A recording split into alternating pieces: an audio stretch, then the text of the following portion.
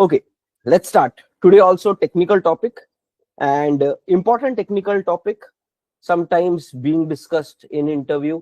So try to collect really these thoughts around it. Okay, so what exactly required? As part of today, week 7, day 2, we are going to discuss about certain aspects of microservice in that concept of service registry.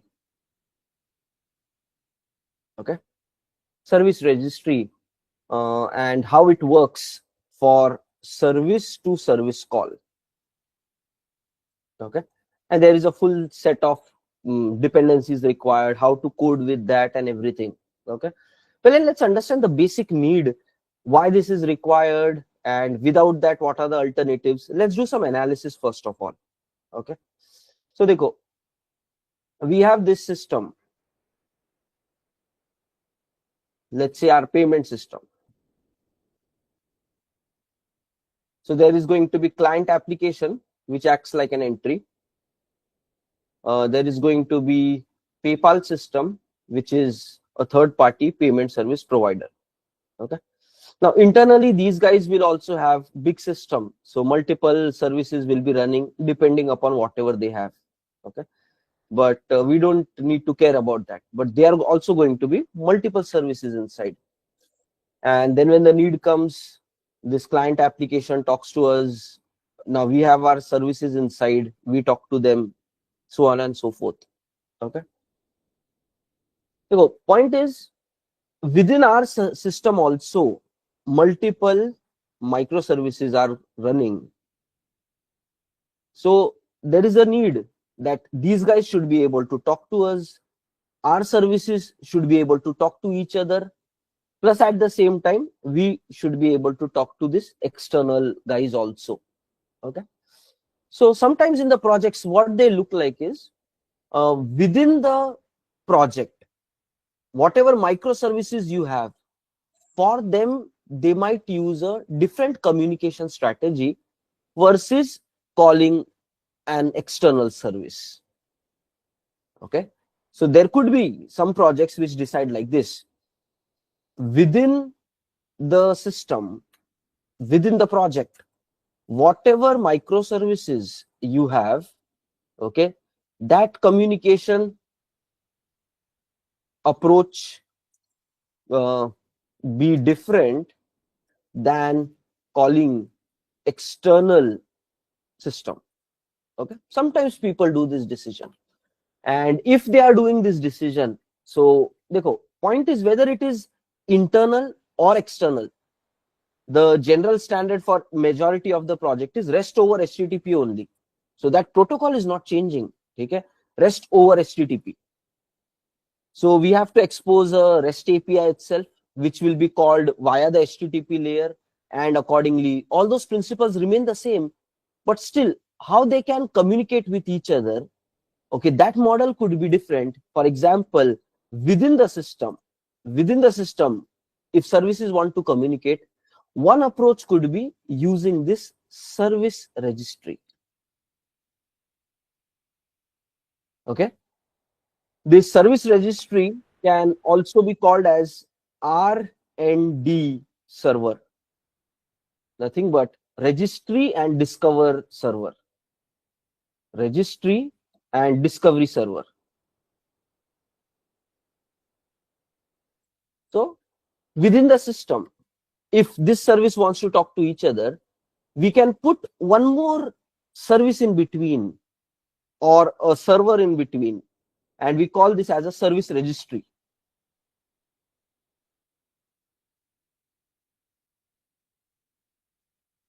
Okay, and whenever any service wants to talk to another service within the system, they can do that via service registry. So how it works and all, we will understand it. But within the same project, if multiple services wants to talk to each other, so then they can connect to service registry, and using this they can then talk to each other. That kind of model could be there. And for making external calls, external API calls, you can straight away make it using the endpoints that you have. right? The way we are writing our endpoints, using that we can do it.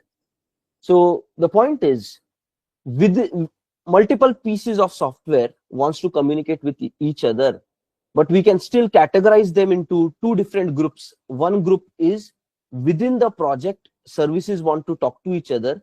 There are different implementation approach we can use versus calling an external service. So if you're calling an external service directly based upon these external APIs, endpoints we can do, or within the system, we can use one of the approach like this also. Okay. Now the thing is, currently what we have done is, even till last week, whatever coding we are doing, within the system also, we are making the call via endpoints, straightforward endpoints. So there is no service registry that we have used so far. Processing service wants to talk to provider service, straightforward API call we are doing. Okay.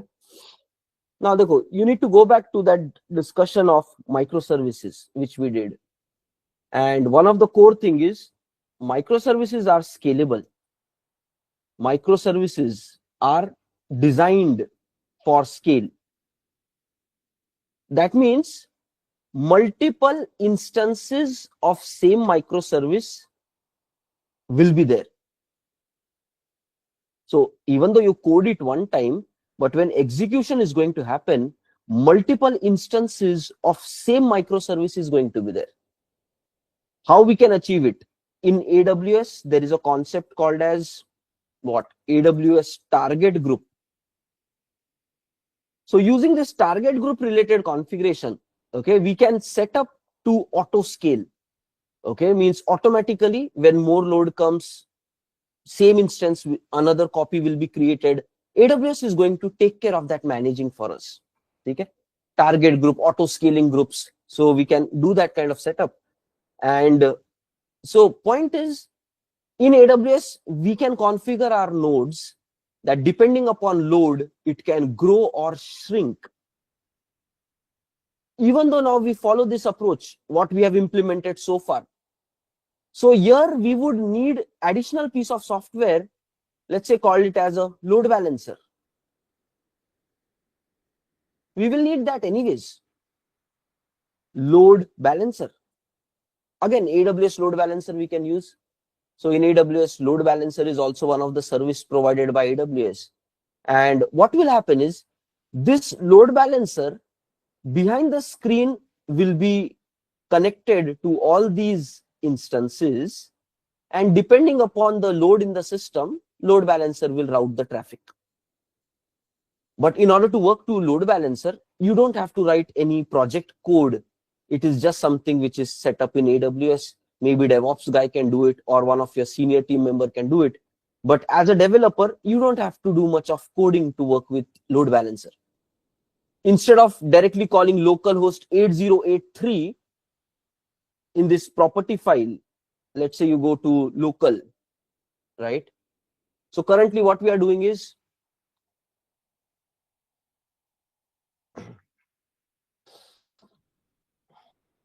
let it open. Yeah. Currently what you do when you want to do get order call or capture order call, you're directly specifying the destination of your PayPal provider service, which is localhost 8083. Instead of calling it with this, you will start pointing it to this load balancer related domain. So in your property file only, this URL you need to point different. Your team members will let you know, okay, instead of this one, for multiple environments, dev environment, what should be the load balancer domain. So you will get this value different. So once we set up the approach in this manner, in AWS, multiple instances will be running and they will be exposed behind a load balancer. So when one service wants to talk to another service, in these URLs, load balancer related details will be there. And then based upon this further part, load balancer will redirect it to required PayPal provider service based upon the load factor. If multiple instances are there, whichever is the least occupied, less load instance, the traffic will go via that and then to the outer system. So this is one of the approach. And yes, many projects are still going ahead with even this approach. So you don't need to really have a service registry and work via that only for internal communication. Okay? This load balancer, it is easy, lightweight setup. As a developer, you don't have to do any additional configuration. Current code itself is production ready code. And then many projects then decide to go ahead via that approach. Okay? So let's just summarize these key points here. Okay? First of all, our softwares are connecting to one another.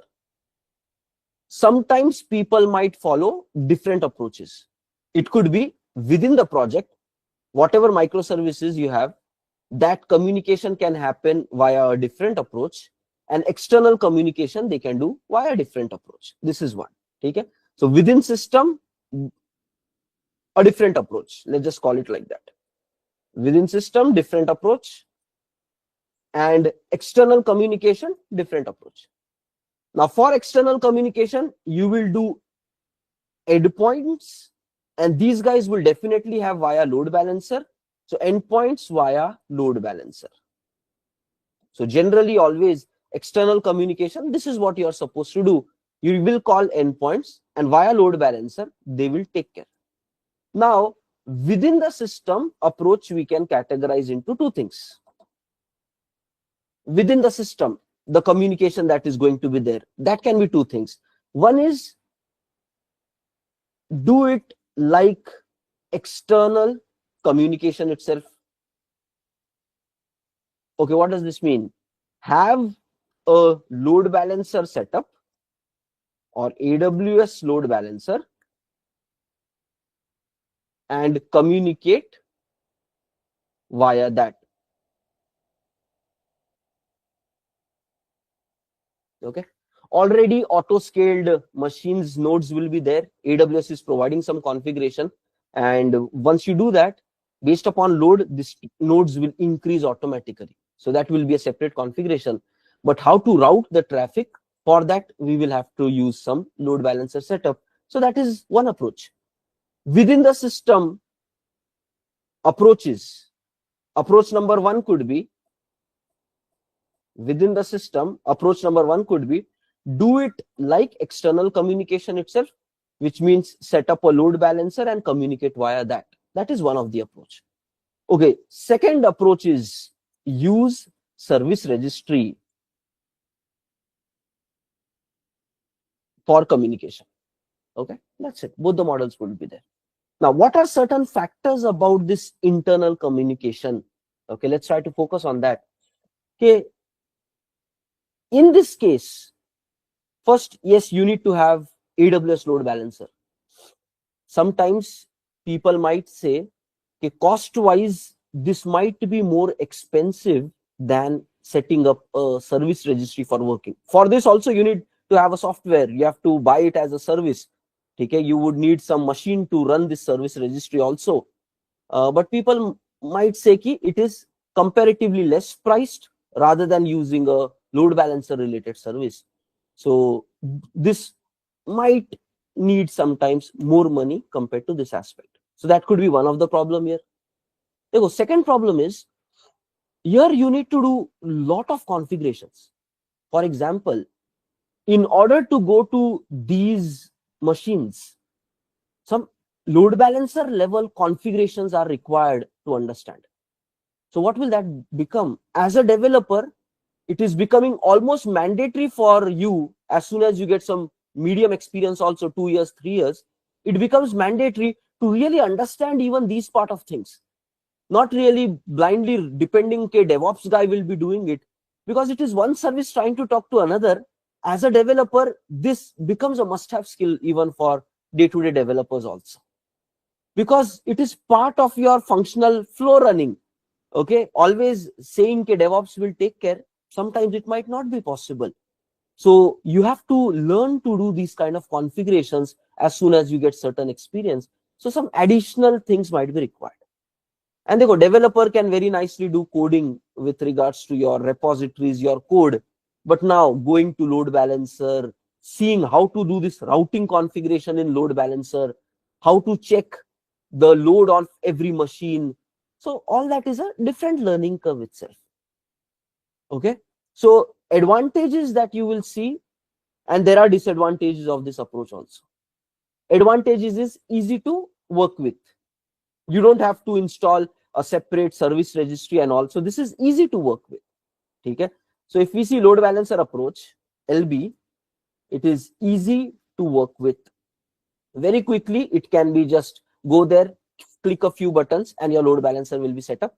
2-3 configurations you have to learn, and that is fine. So this is easy to set up. Okay. Easy to set up, clean approach. Okay.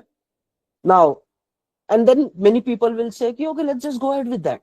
For initial launch, let's just go ahead with that. Okay. The problems that happen is, if your number of microservices are more, then this AWS configuration and maintenance, it starts becoming a problem. Because not just these machines needs to be configured, you have to think about that whenever any microservice is trying to talk to any other microservice, for that you need to do these kind of configuration. So it starts becoming, if number of microservices are growing, this configuration starts becoming a burden to maintain. Okay? So that is another problem. If number of microservices are more and growing, okay, then maintaining the LB routing configuration, LB is load balancer routing configuration, okay, starts becoming problem, starts complicating. Okay. And yes, it could be a bit more expensive also. But again, clients are going to decide whether they are willing to pay that kind of money on the software, or they might say, no, let's go ahead with a less expensive option. So these are some of the issues to go ahead with load balancer approach. However, if number of machines are less, number of microservices are less, and clients can pay for this, then definitely go ahead with this approach. So 5 services are pretty less in number. Currently, we have only 3. So that means initially, till the time you have around maybe 5 service, 7 service, it's easy to maintain this. You don't have to learn anything new about service registry, and it needs some code also in order to work with this. Currently, we don't need to do any additional coding, just endpoint you will change and it will just work. So for smaller systems where smaller number of microservices are there, easily current model itself works. However, as these services will grow in future, so better than this approach is going to be approach number 2, using service registry. Okay. One basic advantage that you get with this approach is this configuration information is not required. Somehow you have to do some code changes here. In order to work with service registry, you have to do some programmatic code changes. So with that itself will happen. Load balancer, configuration, routing and all, you don't have to worry about that. Even when 100 microservices are there, very easily you can work with in a service registry model. So that is what it is. Okay. Advantage may you can have this if more number of microservices are there. Then this is a promising solution. Okay. No need of any routing configuration. Okay. So one thing you need to understand, both whether you are following this approach like a load balancer based approach, or whether this approach, both of them are auto scaled. So both of them, in both you can have like 50 instances running of the same service. Means PayPal provider, you can have multiple services running, as in this diagram 3 are running. So you can do that. So for both the approaches, or auto scaling can happen, but rest of the things there is a discussion point whether to go with this or whether to go with that. Had there been one approach where auto scaling itself is not happening, definitely people will not use that approach. So whether you use load balancer based or whether you use service registry approach, in both of them you will have auto scaling. So that's not a differentiation factor. Okay, so please be aware of that. And another thing, in service registry approach also load balancing will happen. So when there are multiple nodes, from there which one to pick for processing the request, means load balancer, you get that capability with this approach also. So let's even make that point. So you're not losing that capability. Don't think here with load balancer only you get that load decision making. No, here also they made it possible. Okay, so here in this case, okay, load balancing benefit is available. Nothing but based on load of an instance, deciding where the next request to be processed. So that is already there. So you are not losing that capability. Please be aware. Okay.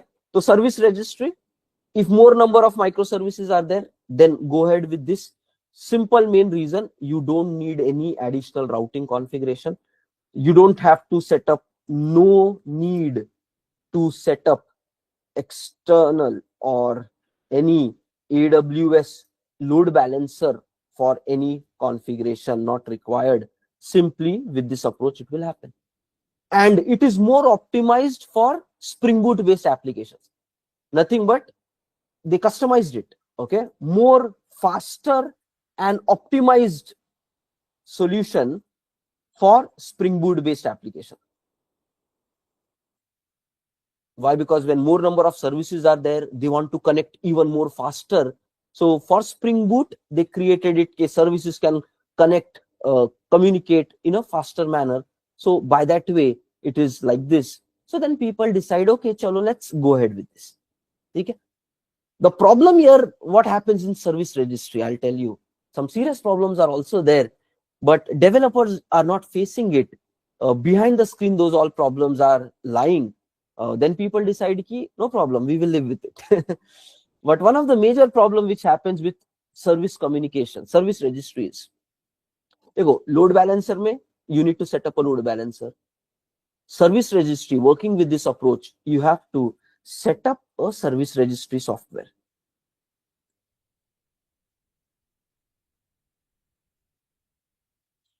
Now there are multiple ways to set up service registry. It can be set up as a external service, the way we have AWS load balancer service. Like that, we can take a service registry service and do the setup. Or in the market, some open source service registry softwares are also available. Means multiple options are there.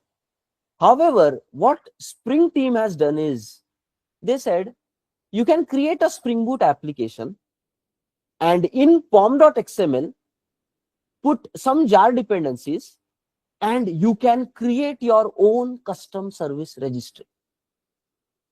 So by that way, you don't have to get some additional third-party softwares or anything. So there are multiple approaches of going ahead with service registry. So either you can take paid services are there, open source services are there. You can take that, set up, tools are there, use it. But what Spring team has done it is, they are saying one of the approach, and many projects are even following that approach. So it's not like it's not used approach. Many projects simply follow that approach also, which is set up a Spring Boot app. The way we created our payment processing service, PayPal provider service, like that, create a new project. Again, that will be code. You have to put it into Git, Bitbucket, and then use it. But set up a Spring Boot project and then add service registry related configuration, POM dependency, related jar dependency. And once you do that, your service registry will be created. Okay. So setup wise, yes, you have to do this external setup, but with this approach, many people are doing it. So no need to learn any new things for doing this. Simple Spring Boot application with a jar dependency will have your service registry. Okay. So advantages are there. Disadvantages may, yes, you need to set up this, but anyways, load balancer also setup curve might be there. So this one you're seeing, and as a developer, you already know how to set up with this. So it doesn't look like a big problem for the developers. Okay? However, there is this another issue with service registry. Okay, what is that, guys?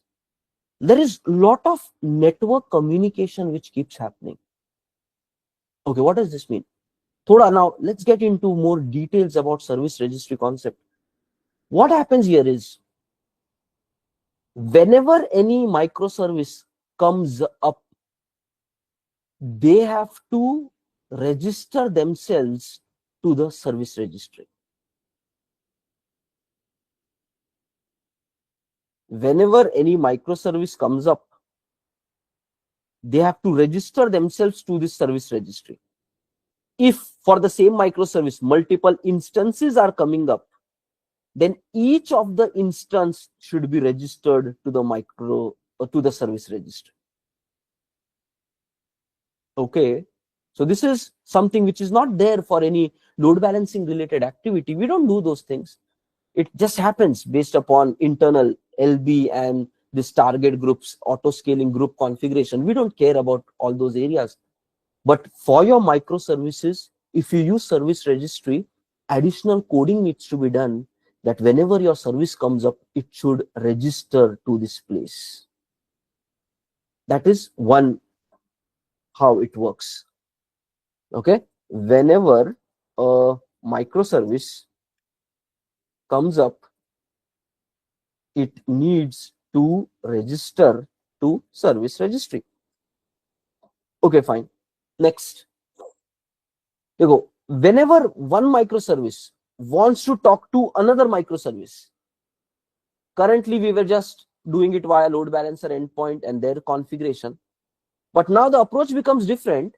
This service connects to the service registry, gets the details about the destination service based upon load factor. So depending upon load, which service is lightly occupied, you will get that, and then you can directly talk to it. So this itself is again going to be HTTP, REST over HTTP call only. But the details of which service to connect, you go to the service registry and then you look it up and then you call that. So you don't need this load balancer and this routing related. Your approach now will be different. If you want to call from one service to another, your approach will be go to the service registry first. It can be called as a lookup operation. Lookup for the destination service. Depending upon load, you will find the relevant one and then you will be calling that service. So this is how approach goes in a service registry based system. What is it? 2 steps. Whenever a service comes up, its details is available in service registry. So service registry maintains all that. Okay, currently how many instances are running in this entire project, okay, and how much is the load on each of the instance. These details are available. Whenever services want to talk to each other, they go to the service registry, get the details about the destination service, and then accordingly make an API call to them. So approach with service registry is like this. Let's try to make a note of it. Okay, whenever a microservices comes up, it needs to register with service registry. Second approach is when one MS wants to connect or call another MS, it looks up the service registry, gets the details about destination service, and then calls it.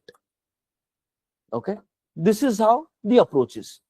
So fine. So this is a different way of working compared to what we were doing it with the approach number 1, directly load balancer, URL calling. We did not have this kind of new curve, but now we need to do these things. So this is now additional.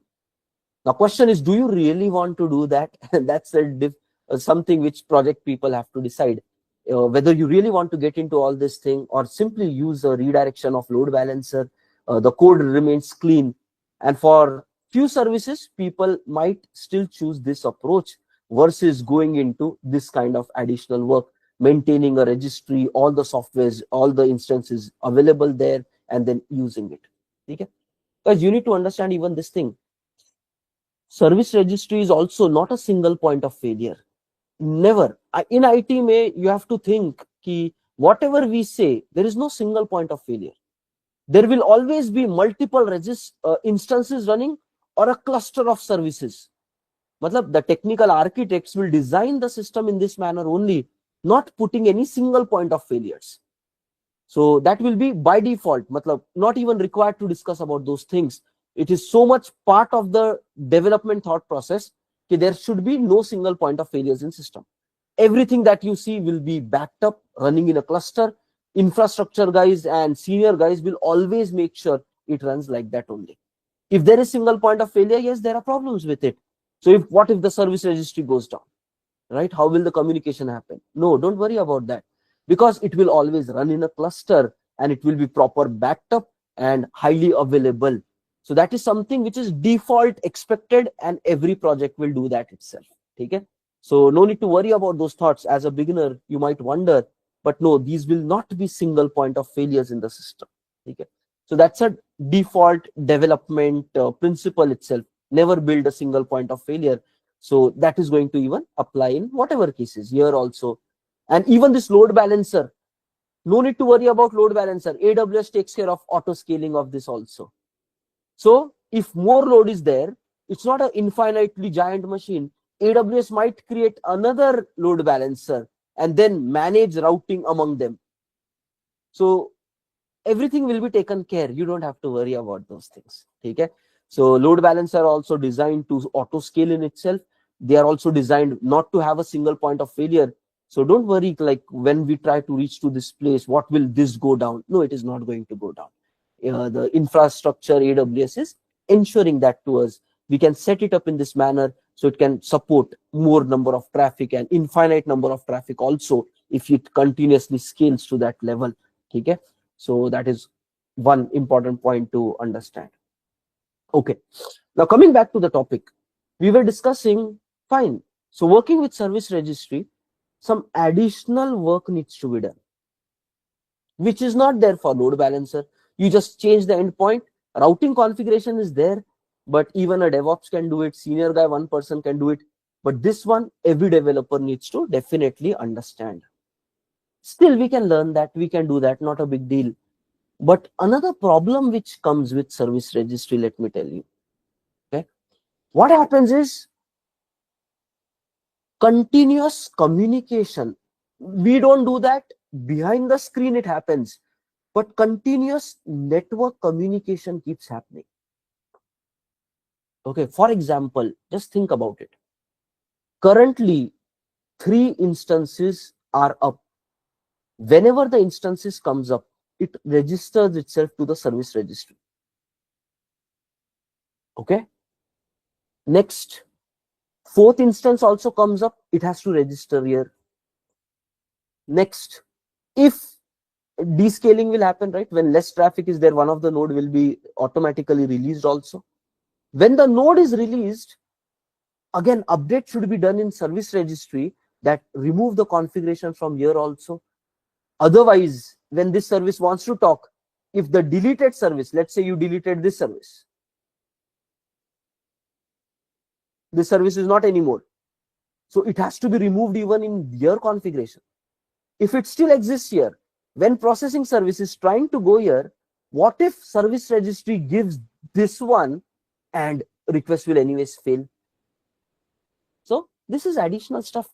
There should be proper coordination between nodes and the service registry, not just one time during startup, but throughout. When the machines are down, again, this guy should realize it, accordingly do the cleanup. Sometimes network failures happen. Means machine is up, but network failure is happening between the two temporarily. So in that case, how the service registry should behave?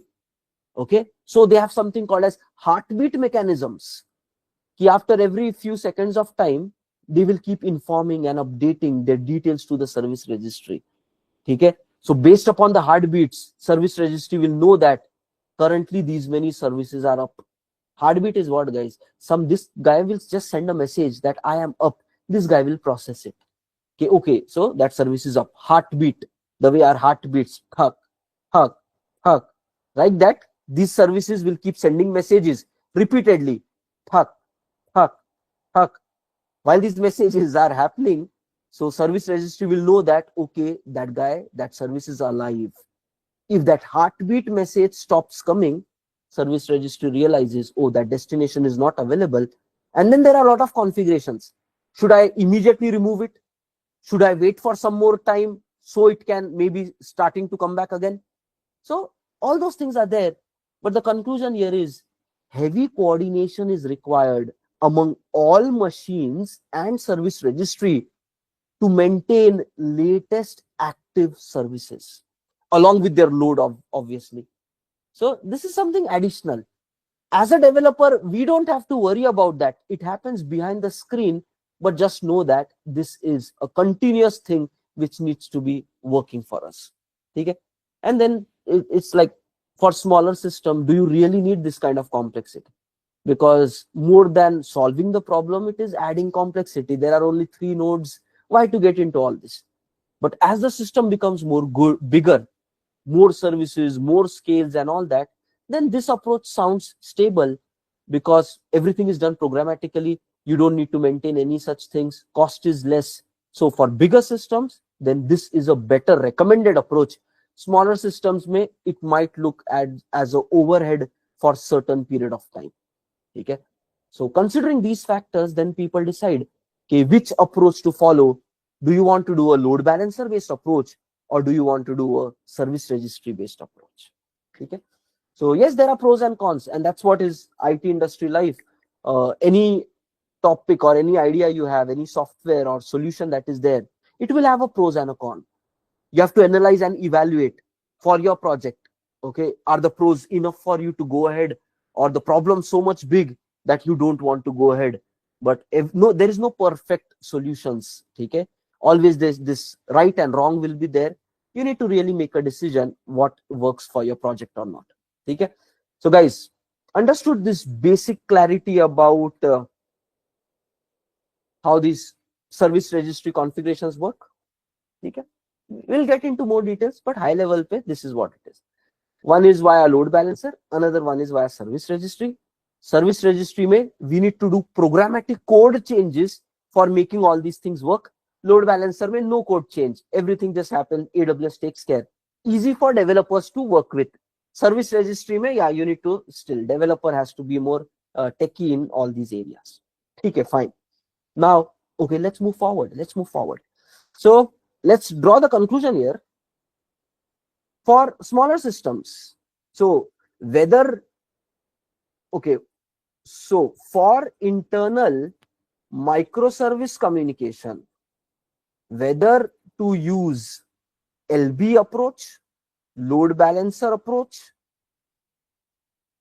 or go directly via service registry, okay, that decision differs from project to project.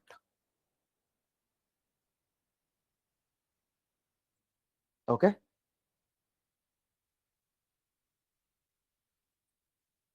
a general practice is LB approach is easy to work with, quick to set up, smaller number of microservices will go for this approach. General way of thinking. SR is faster, more optimized, okay, and support many number of microservices. Okay, however, you have to do programmatic changes to work with this. However, it completely depends. If you get into a project where many microservices are there, you will find something like service registry working there. Okay, fine. So chalo. So during interview time, you can simply say we use the first approach. But let's say you are very confident, maybe you did a Spring Boot training somewhere, and in service registry also you have done very strong mastery, you know everything in and out about that, and you want to showcase that skill during interview time. Then you say, okay, in the project we use this approach. Okay, because the interview is all about evaluating your knowledge. So if you have something good to showcase, then go ahead and showcase it during the interview time. So if they are impressed, that itself will be a good hiring decision for you, right? So if you have some nice key skills, present it like that. Tell it, okay, yes, in the project we did it in this manner. Anything which you are really strong in, try to showcase it. Just make sure it is logical. It should not look irrelevant for the project. Okay? So many times working professionals also do this. In reality, in the projects, very less number of features and learning might be there. But in the resume, they mention that the recent project itself is huge with a lot of capability. And what they show is whatever they have done in the maybe past 5 years, all the key learnings, they put it into recent project and they present it like that during interview. Because companies during interview, they start with, tell me what are you currently doing. So they make the recent project as a superstar project with all capabilities. And the learnings of their past itself they include, but they show that I'm recently doing all these things. So that really adds even more value to the profile. So you can also do some hacks like this to showcase your presence and impact during interview time. Okay, so because the interview is all about evaluating how good you are, so give them more factors so that they get that confidence. Yes, this is the right candidate. Okay, and if you have the right knowledge, practice it good enough, showcase it, and try to really crack the interviews. Okay, fine. Now moving forward, how to do coding with this? Fine. Like we said, already one of the approach for building a service registry. So if you think about it, we need to do some code changes for setting up service registry. Second, all these services should somehow register to service registry. So our step-by-step changes to be done, changes to do in code. First, set up a service registry. Second, during service startup, register each service registers to SR. SR is service registry. Okay. Third, while making call from one MS to another, look up from service registry and call it. Okay. So these are the three changes that we are supposed to do. Next, for setting up the service registry, we said one of the approaches, Spring Team providing jar dependencies. Providing jar dependencies. One of the popular way to create service registry is given by Netflix team. So guys, Netflix is, yes, our OTP platform where we are watching our movies and all. Behind the screen, it is a big technology company, right? Because do you think building a software of this streaming, which is real fast, real fast, loading is very quick, optimized, geo configurable, different states, different countries, different movies and shows should be visible based upon like pay for that is different, right? Pricing is going to be different. Family packs are available. So their end business is, yes, streaming and entertainment. But in order to make it behind the screen, a big technology is required. And Netflix has led basically with this Spring Boot based adoption. Okay, it is one of a very big company which is running big systems, and purely majority of their systems are built on Spring Boot related. So Netflix is one of a great advertisement for Spring Team, how much industry uses our framework. So Spring Team uses Netflix to really showcase a lot. In the Netflix system, they are using for such big projects also our Spring related modules and all. And whatever Spring conferences also happen, there people from Netflix company come and present how they are using Spring for multiple of their use cases. So Netflix is a nice brand ambassador for Spring, you can say. Okay, so you need to understand that's how the businesses are. Okay, you might say Tesla is a car company, but no, it's not really a car. It's a data processing company behind the screen. There is a lot of technology, okay, systems which learn and evolve whenever these cars are running on the road. They capture the, it's all software driven machines, right? Okay, autonomous driving. So it captures and improves. These data is always provided to the Tesla tech division, and they process and make optimized and faster decisions of how to drive, how to improve. So yes, there is a lot of technology part involved, even though it looks like a different business, but behind the screen, a lot of technology is there. So for that, bigger systems, optimized systems are required. Okay. So multiple businesses, yes, will have strong tech on the back end. So this is what it is. Even Netflixing is something like that itself. However, Netflix team, they have provided a service registry software because it is open source, so anybody can contribute. So they have taken up and contributed for a service registry, which is nothing but Eureka service registry.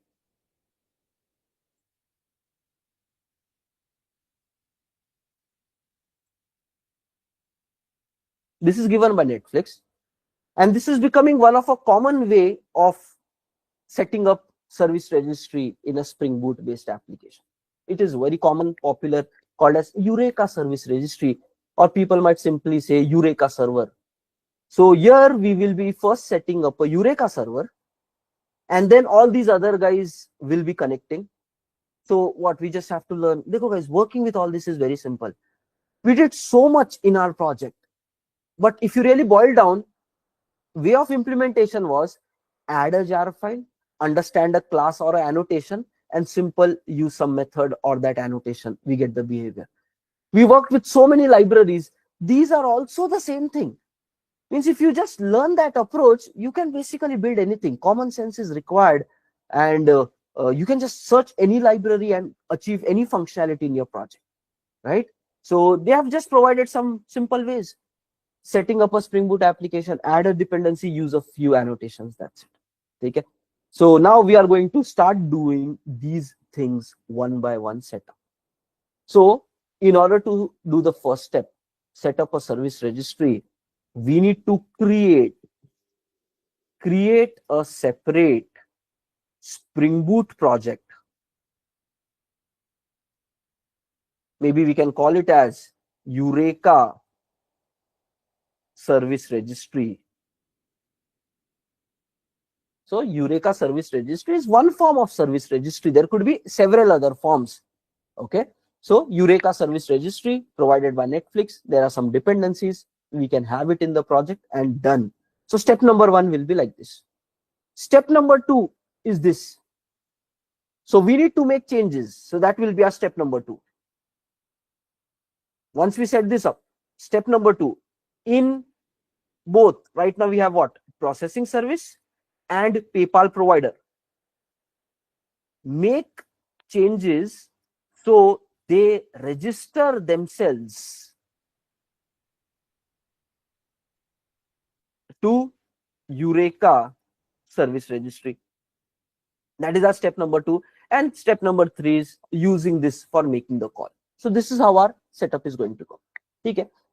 What I have done is, the way we did getting started project, similar project itself, I have just put it into Eureka service registry getting started project also.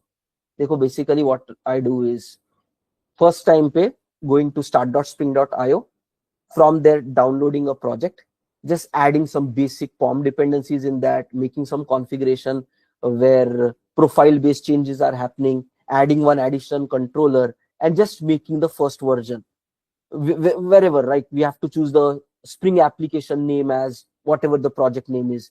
So that is the first approach. Go to start.spring.io, get a basic project, do this common setup required, some common dependencies, some packaging, base packaging path, profile changes. Our initial setup is done. After that, what I do is, whatever we created, I copy paste the same project, rename wherever PayPal provider was there, I rename it with Eureka. I rename it with this. So starting project is the same, just naming will be different. That's it. So even if you get this Eureka service registry, it is exactly same like PayPal service. We created PayPal provider or processing service.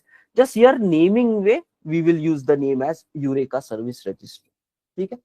Okay. So I will be uploading this Eureka service registry getting started zip, and from there you can now set up and get started further working on top of that. Okay. So currently whatever this initial project is getting started, it is same as what was available in PayPal getting started, PayPal provider getting started, or processing service getting started. So nothing additional is written there. Okay. Additional things now we will be doing it in live call. Okay. So let's check that out. So we will be extracting the zip. Right click, extract. Let's say Eureka. Again, put this into Bitbucket and all that. Currently, I'm not getting into that branching. It will just take away another 5 minutes there. So let's keep the focus on building the service registry. But yes, tomorrow when we come, all this code, I will put it in Bitbucket also, and it will be coming from there and then imported into my IDE. Right now, I'm not doing that. Okay. So Eureka service registry, extracting here, extract. This is that project. Under this one is also there. I'm just cutting this, moving it into proper location. Let's say here. Okay, done. Delete this folder. Okay. So basically, this getting started project is available here. Copy, import, right click, import existing Maven project.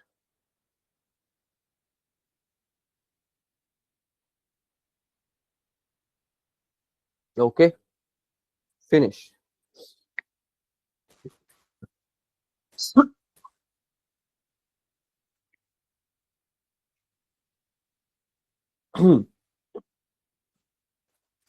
Observe the same basic changes are there. SRC main resources, the profile related. Next, pom.xml is having those common dependencies which we always have. Web, test, DevTools, Lombok, JSON, model mapper. Same common dependencies. And in the Java project, we have the base getting started class. Just the naming we have done, Eureka service registry application. Based upon the project, we choose the name here. So we have just renamed it more logically like this. And next, there is a add controller. So it's just similar to what we do always for getting started. One key thing is general practice for setting up service registry is this port. Okay, 8761. So general, this is becoming almost a standard. Many projects set up service registry on this port 8761. Just be aware of that. So we are also going to set it up here itself. So your first step which you need to do is, okay, download Eureka getting started and set it up in your IDE.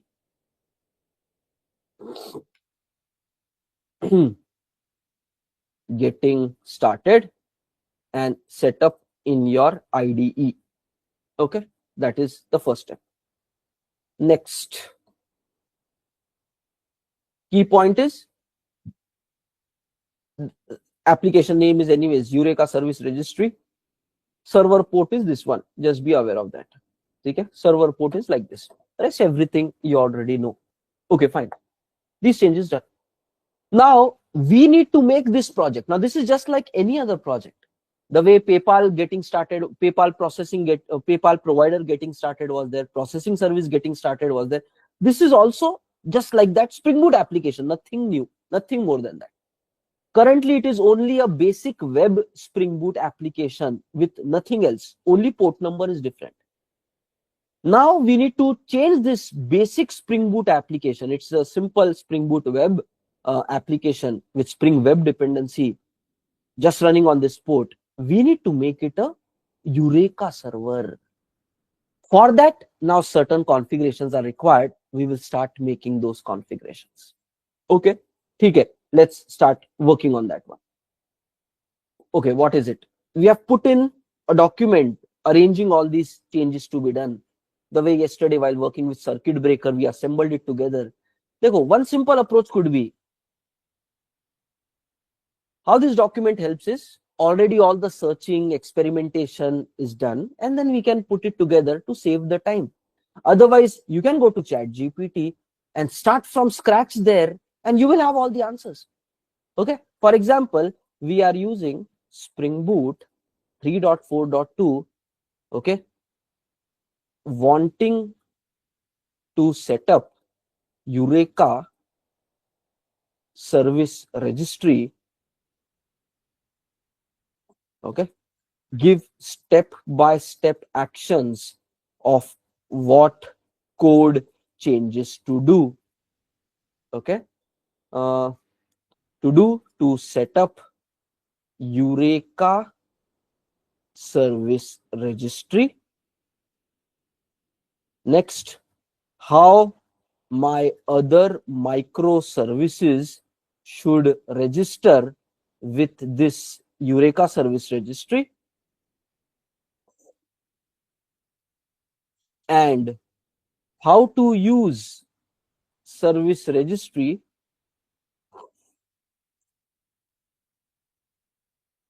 when one microservice calls another. Nothing but whatever we need to do now, you ask, it will start providing us certain direction. Okay, with clear-cut understanding. So understanding, once you know the concept, digging that information on internet is now very much practical and achievable for anybody, but patience is required. Maybe certain configurations might not work, some version challenges might come. For that, you have to furthermore dig. Maybe some googling might also be required. Again, working with ChatGPT might be required, but a direction starts coming up here. You want one project to act like a service registry. Very good. Another microservice, we are calling them as client, will register themselves to Eureka. Perfect. Microservice will discover other service via Eureka and make the REST call. Same thing what we discussed is nothing but the steps. We need a server. Every service will register. When they want to talk to each other, instead of using the term lookup, they are saying discover. Microservice will discover other service via Eureka and makes REST call. This is what we discussed in our diagram also. With this approach, when microservice wants to call here, they will first discover or look up from service registry and then call. We said, right, communication protocol is still REST over HTTP, and that is what this is, and make HTTP REST calls. So approach is the same. Now just see, it started guiding also. From scratch, it started guiding. Go to start.spring.io, choose your Spring Boot version. You need to add direct these kind of dependencies. Eureka server dependency, okay, Spring Boot actual dependency, web dependency. Currently, we already have web, so Eureka server dependency we need to find, and this dependency we need to find. Okay, and next, we said, right, Eureka server is given by Netflix. So in the naming of dependency also, Netflix keyword is also coming, looks like. Okay, so something like this is the main dependency which makes it a Eureka server. Yes, next, it is part of Spring Cloud.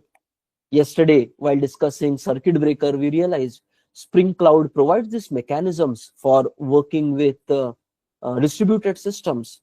Okay, and that is what even Eureka server is available in Spring Cloud.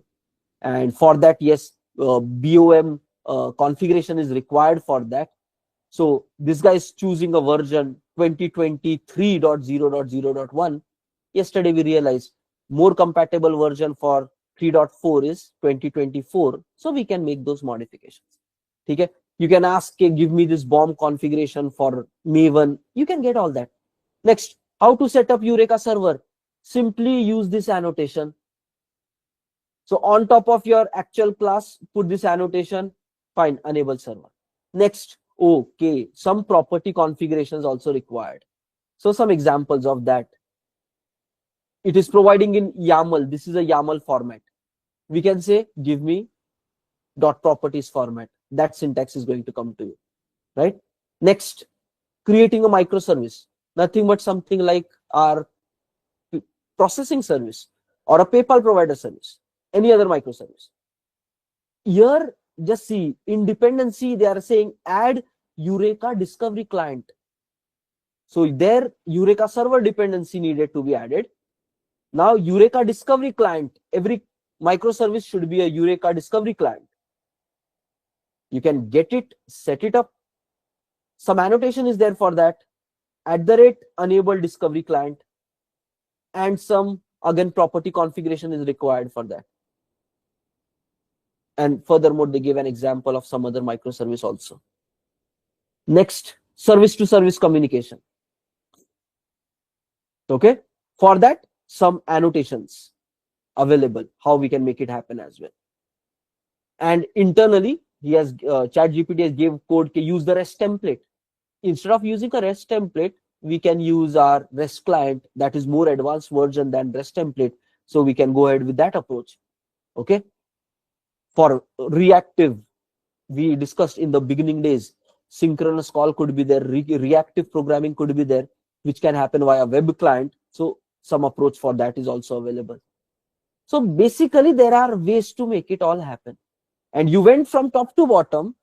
Once you're clear with the core concepts about how the service registry and everything works, coding that was just using these few things, right? Some annotation, some configuration.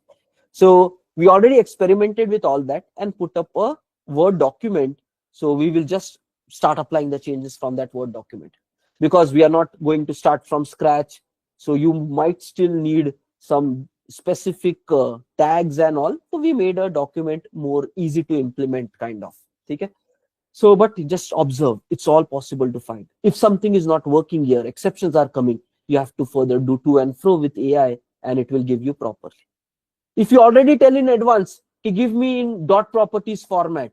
Okay, I already have a getting started project, so don't give this. I already have a Maven project with POM dependency. Just give me Maven POM configurations to be added in my pom.xml. So it will not give you these other things.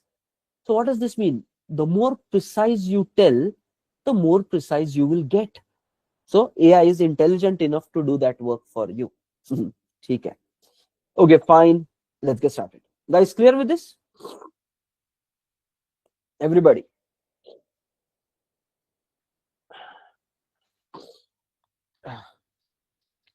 Weather has changed since few days. It is all cold cold and cough, nose jam, headache happening. Sometimes fever also coming. Lot of things going on since 1 week. Okay. Chalo, let's start coding now these systems. Okay. Now we have put up this document. By the end of today, they will even upload this in our common location. Fatafat, let's apply. Working with Eureka Service Registry.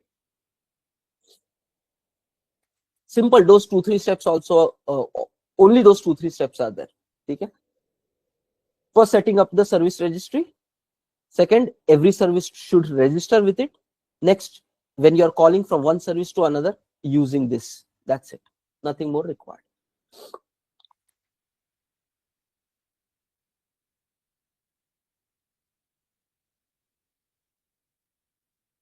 So simple. In our first project which we created and imported into our IDE, Eureka Service Registry, we just need to add this dependency. And along with that, just this cloud dependency required. Okay? That is step number 1. Chalo, let's do it. So we will go here. It is Netflix Eureka server. So take this. So we go here. Be careful which POM you are modifying, because all the projects have the same POM. So you need to be careful.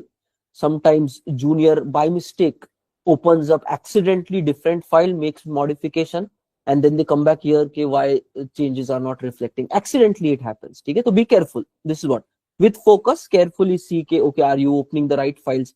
Because similar naming is happening. So practically, yes, confusion can happen. Accidentally, it can happen. So be careful. This is what, it will save your time. So Eureka Service Registry. In Eureka Service Registry, we will add this. Next, we know that all the Spring Cloud dependencies managed with a BOM configuration. So for that, we need this. So we can just add them after dependencies.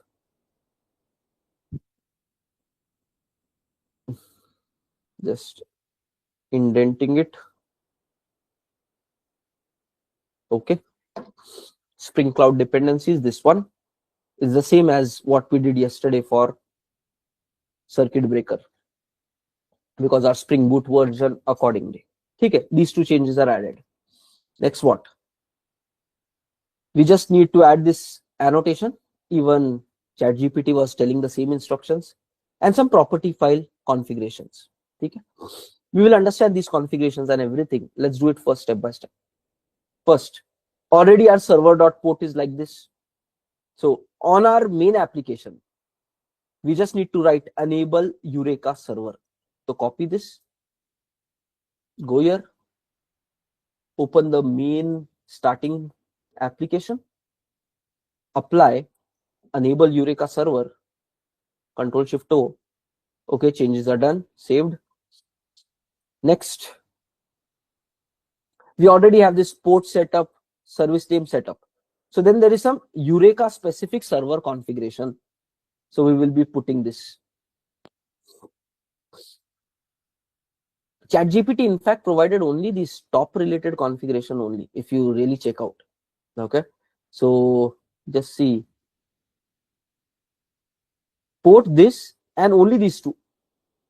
Eureka client, register with Eureka false, fetch registry false. Only these two things ChatGPT provided till this point. Okay, yes, all these other are optional things, but we are setting it for some purpose. Okay, I'll explain you those things, but for now let's apply the setup. Eureka server configuration, we go here, let's apply, okay, local of Eureka. In this one we are putting it,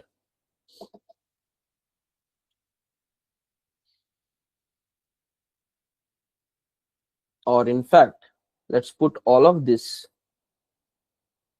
in the main location itself, application.properties. Okay.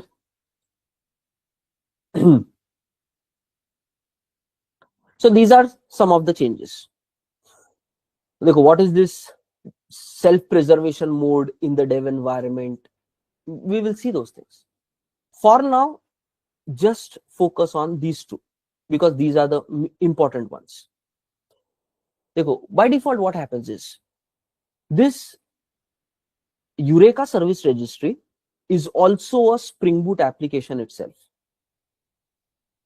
So the way other microservices try to register with this service registry, if you don't turn these two flags false, even Eureka service itself will also try to register to the service registry.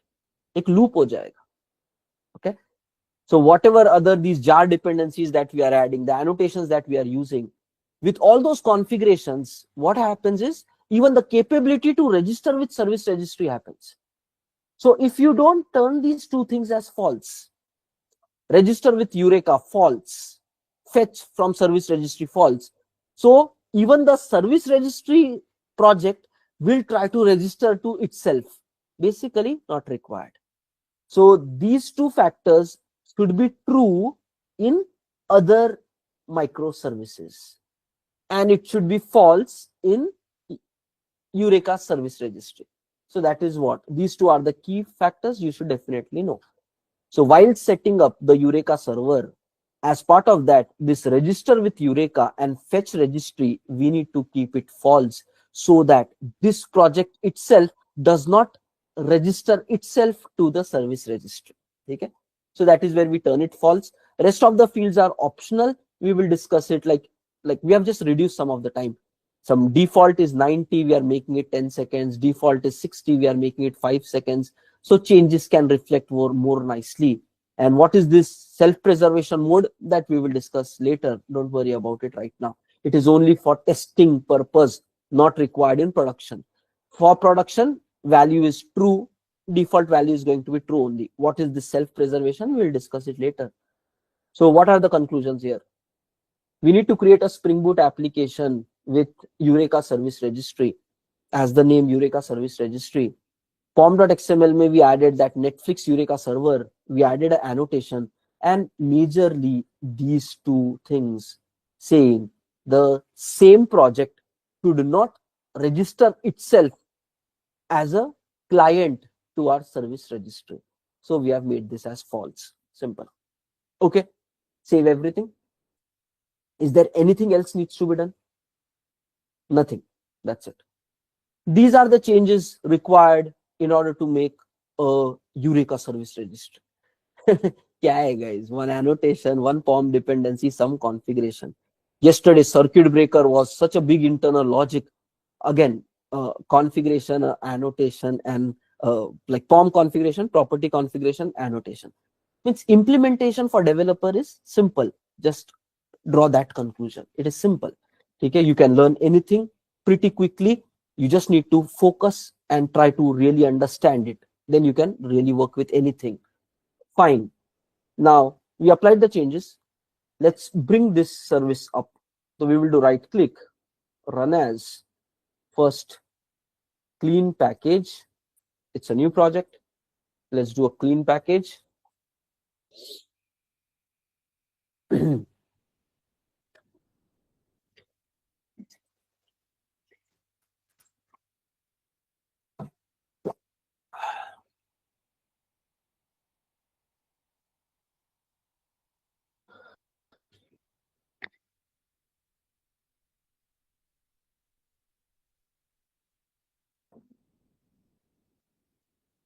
Okay, so it's fine. The build is success. Let's start this service registry. Okay, so right click, run as, let's say Spring Boot app. Let's start the service registry.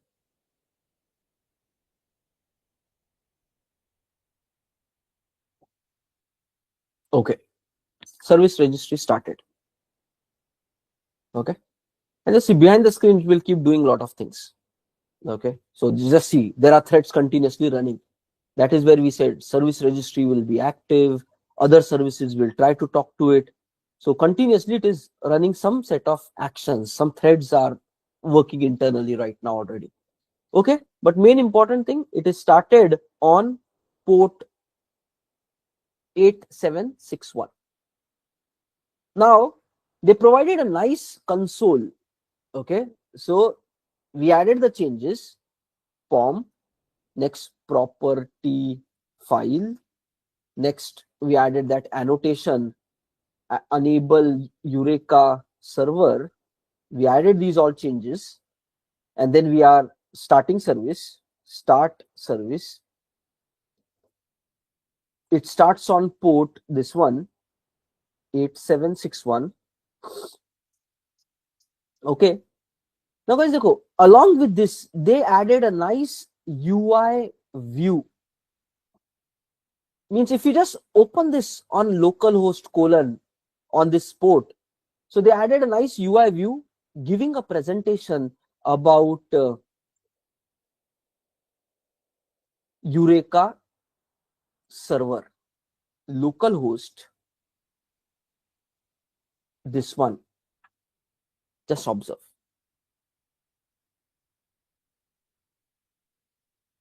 Okay, this is kind of a page where you are finding details about the service registry. Now, based upon your property file configurations, a lot of these information will be modified. Currently, observe here, instances currently registered with Eureka. It is no instance available. Nothing but it is now a view where you can find information about your instances. So when we start up, let's say, payment processing service or PayPal provider service, and they are registered to Eureka server, you will see them here. So this is a nice UI view. Whenever your Eureka server is started, then you can just access this and you can find the details. Currently, how many services are registered here, okay, or are they not registered, this, that, some basic general information can be tracked here. Okay? And point is, this error message or red mark or information or warning is saying the self-preservation mode is turned off. If you remember, we have done that offsetting in our property file. False. Self-preservation is turned to false, and this is what it is saying. The self-preservation mode is turned off. This may not protect instance expiry in case of network or other problems. Thoda sa a bit internal knowledge. Some time ago we said, right? Service registry is here, microservice is here, communicating to each other via heartbeat. What is this self-preservation mode? Sometimes due to network, some of the heartbeats might not reach to service registry. Because we are in a dev mode, we have turned it off. Even though few heartbeats not reach, we will immediately bring it down. In production, you should not do that, right? Just try to imagine, guys, let's go back to the diagram and understand this. We have service registry. We have this service running. Time to time, it keeps sending a heartbeat message that I am alive. One message, it keeps moving from this place to that place. Okay, from this place, this message keeps going from here to here, continuously. 1, 2, 3, 4. And then service registry keeps this service up. Okay, it is fine.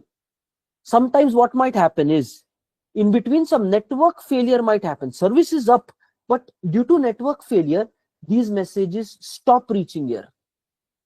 Now comes the question, how should service registry act now? And we know that in technical world, network failures can happen in between.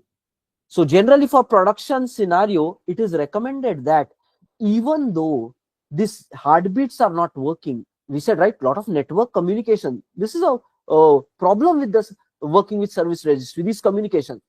So then they have tried to solve the problem also. Okay, even though you miss a few heartbeats, don't immediately. Okay, so by default behavior will be, even though few heartbeats are not coming, it will still try to maintain the instance, hoping maybe after some time network will correct itself. Okay, and when we have done this setting, self-preservation false, we are saying don't do that.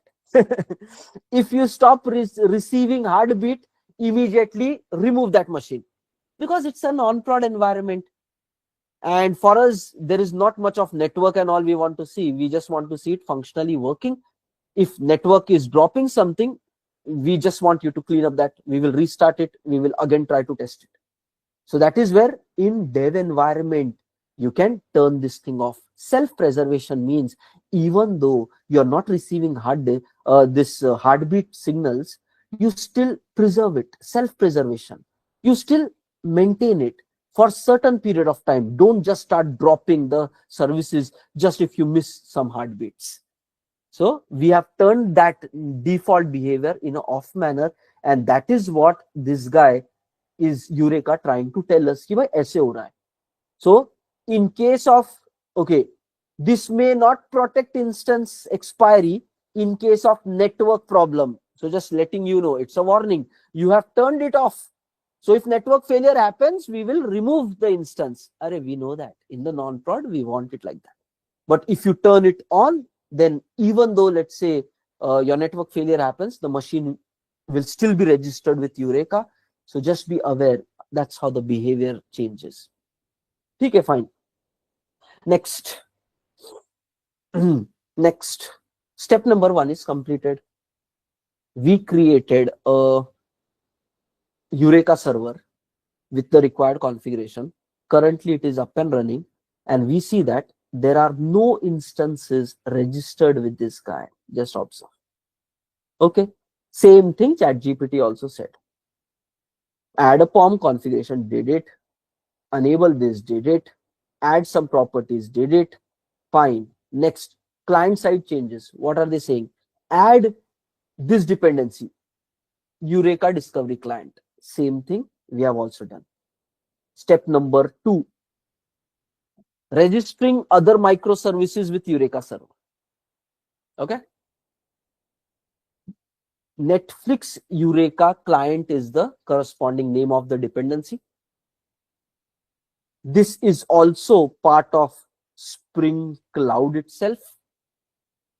So the BOM configuration is going to resolve that for us. And some actuator setup is also added. So this becomes part of our client microservice, or we need to do these changes in processing service, in other microservice. When we say, so we are saying processing service and PayPal provider. PayPal provider. These changes will register this service into Eureka service. So what are the changes? Adding some POM. Next, using enable discovery client annotation. Next, just putting it as true and letting them know the location where your service registry is running. That's it. Every service has to register it, right? So try to imagine, picturize it. Whenever this service comes up, they need to know where the Eureka service is running, because it needs it to register to them. And when you want to call to the other service, you need to again go back to the Eureka service. So destination of this is required. Okay, where is this service up and running? So that path is mentioned here. On this machine, on this port, and this is a fixed path, Eureka. Furthermore, they are doing coding based upon that. So whenever heartbeat needs to be sent or lookup needs to happen, they will do all the communication with the service registry via this path. So this is what it is. So you need in the client to inform, okay, where is your Eureka service? This configuration says that. Furthermore, these two say, okay, we want to register to Eureka and we want to fetch details from Eureka whenever making external API call. So both the flags we have turned it on. Nothing but these are the changes needed to be done in client microservice. So chalo, let's do it first in processing. Later we will do it in provider. Okay. So let's apply that. This is the dependency. We take this, copy, go back here, open pom.xml of processing service. Yesterday we added circuit breaker configuration here. Now inside that we will add this one. Next, automatically yesterday itself we have added this BOM configuration, so we don't need to add it again. Actuator related, any monitoring related if you want. So actuator is already added here, so we don't need to add. So only this change is required. So from POM configuration, only this change is required. Remaining are taken care. Fine, remove, save. Okay. XML done. Next, we need to use this annotation. Enable discovery client. So we can go to the starting point, to the main project. Here we already made certain modifications, enable async, enable scheduling for our recon activity. Now we want to give more capability to our application to do enable discovery client also. Okay, nothing but consider this as a client microservice which needs to register to service registry and even look up from service registry to call other microservices. That lookup operation is also called as discovery operation. That is where, guys, we said some time ago, this service is also called as R&D server, R&D, which is register and discovery server. R&D server, register and discovery server. Means other microservices will register here and do a discovery of some other service to call them. Discovery is nothing but lookup. When microservice A wants to talk to microservice B, they will connect to this service. They will get the details. Nothing but that is discovery part. They will discover the destination service, and then once the details are there, they will simply be calling it. Okay. So this is how it can be implemented. Okay, very good. So first part is registering. Whenever the service comes up, registry should happen.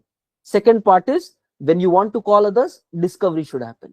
So both the flows are there, and that is the reason here we can come and we are saying for doing both these activities, just enable discovery client. You get both the capability. Registration will happen, plus even you can use it later also. Okay, second change is done. Next, these two things are already in place. We just need to add Eureka client configuration. Let's say we go here inside local of processing service, and we add just below our circuit breaker configuration. Now let's add this one also. Just see GitHub Copilot was suggesting some factor. Frequency of heartbeat also this guy was giving us.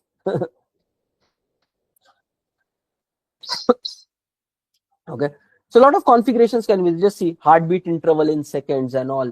So you can do a lot of customizations to the behavior, but for now let's just focus on straight thing. So in the client microservice, which needs to register and you do discovery, we have to define where is your service registry running and just enable these two operations as true. Fine, this is change done. Save everything. Is there anything else needs to be done? No, done. Okay, so only three changes: adding form, adding one annotation, enable discovery client, and then adding this destination information about Eureka service registry. That's it. Let's bring this server up. So we go here.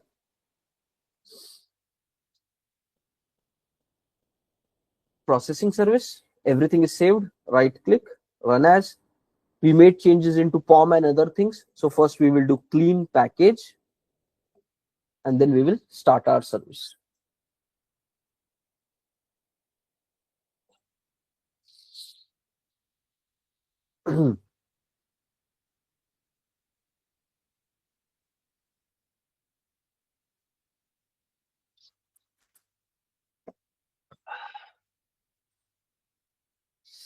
Just see what is happening. Even though when we do the package, this console is toggling between two services now. Just try to observe here. Okay, console is toggling between two services. So even when we do package, it tries to run some test cases, and for that some activity happened. So just check it out. Even while we were doing that Maven package, processing service was trying to register itself to this service registry of Eureka. So this is the Eureka service log. Just observe, processing service was trying to register, and for some time it was up, and then when we just build it, it is down. So just observe, even when we do Maven package, so in the packaging time, in our test, by default, there is one test class available. This is always there right from the day one. It is having annotation @Spring Boot test. When this happens, it tries to start the Spring container. When the Spring container is started, all the beans are created. When these beans are created, they tried to register themselves to Eureka. And yes, they were registered also. But after that, our service was dead because we ran the package command. So it came down also. So that's a real-time observation of even when we did a package, it registered to Eureka service registry, means our changes were fine. Okay. Now we will be starting this service properly so that we can see these changes happening. Okay. So let's do that. Processing service, right click, run as, let's say, Spring Boot app. Okay, processing service is coming up.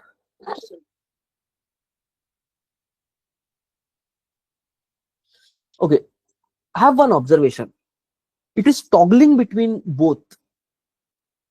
So if you have multiple consoles on, whenever some log statements are being written between two different consoles, okay, it is toggling, and that might really disturb your analysis and your finding. So if you want to turn it off, here there are some shortcuts. Okay, currently it is by default enabled here. Show console when standard output changes. So because of this mark, whenever a change is written, you see that. Especially when you are working with this Eureka, it is like very frequently changing information. Even though while you are doing testing, if this guy keeps changing information, your consoles will switch. So what will be required is you just click off this also, and maybe this also. When error shows up in both the cases, just click on both these right two scenarios so that it doesn't toggle and switch between consoles. Otherwise your debugging will become really very hard. So by default, I think in your IDE also it will be selected. Okay, whenever console is being changed, it should be like highlighted up, and that might disturb your debugging because console is changing very frequently from one service to another. So you can simply turn it off and then focus on whichever service you want and then get information about that. Okay, this is what it is. Okay, fine. Next. Okay, next. So just see, we started on this one. Just when our application was coming up, service discovery client started taking efforts. Okay, and some communication also happened. Response status is 200. Between us and them, some communication is also happening. Okay, the service is first of all properly up and running. It did not break with any exception. Further, it is even trying to do some communication. We can see currently that discovery client itself we have enabled. So it is trying to register itself to the service registry somehow. Okay, registering service and all of those things. Let's see whether it is registered properly or not. How we can test it? Yes, we can go to this Eureka service registry console and then verify it here. Refresh. Nice. Observe. We can check it here.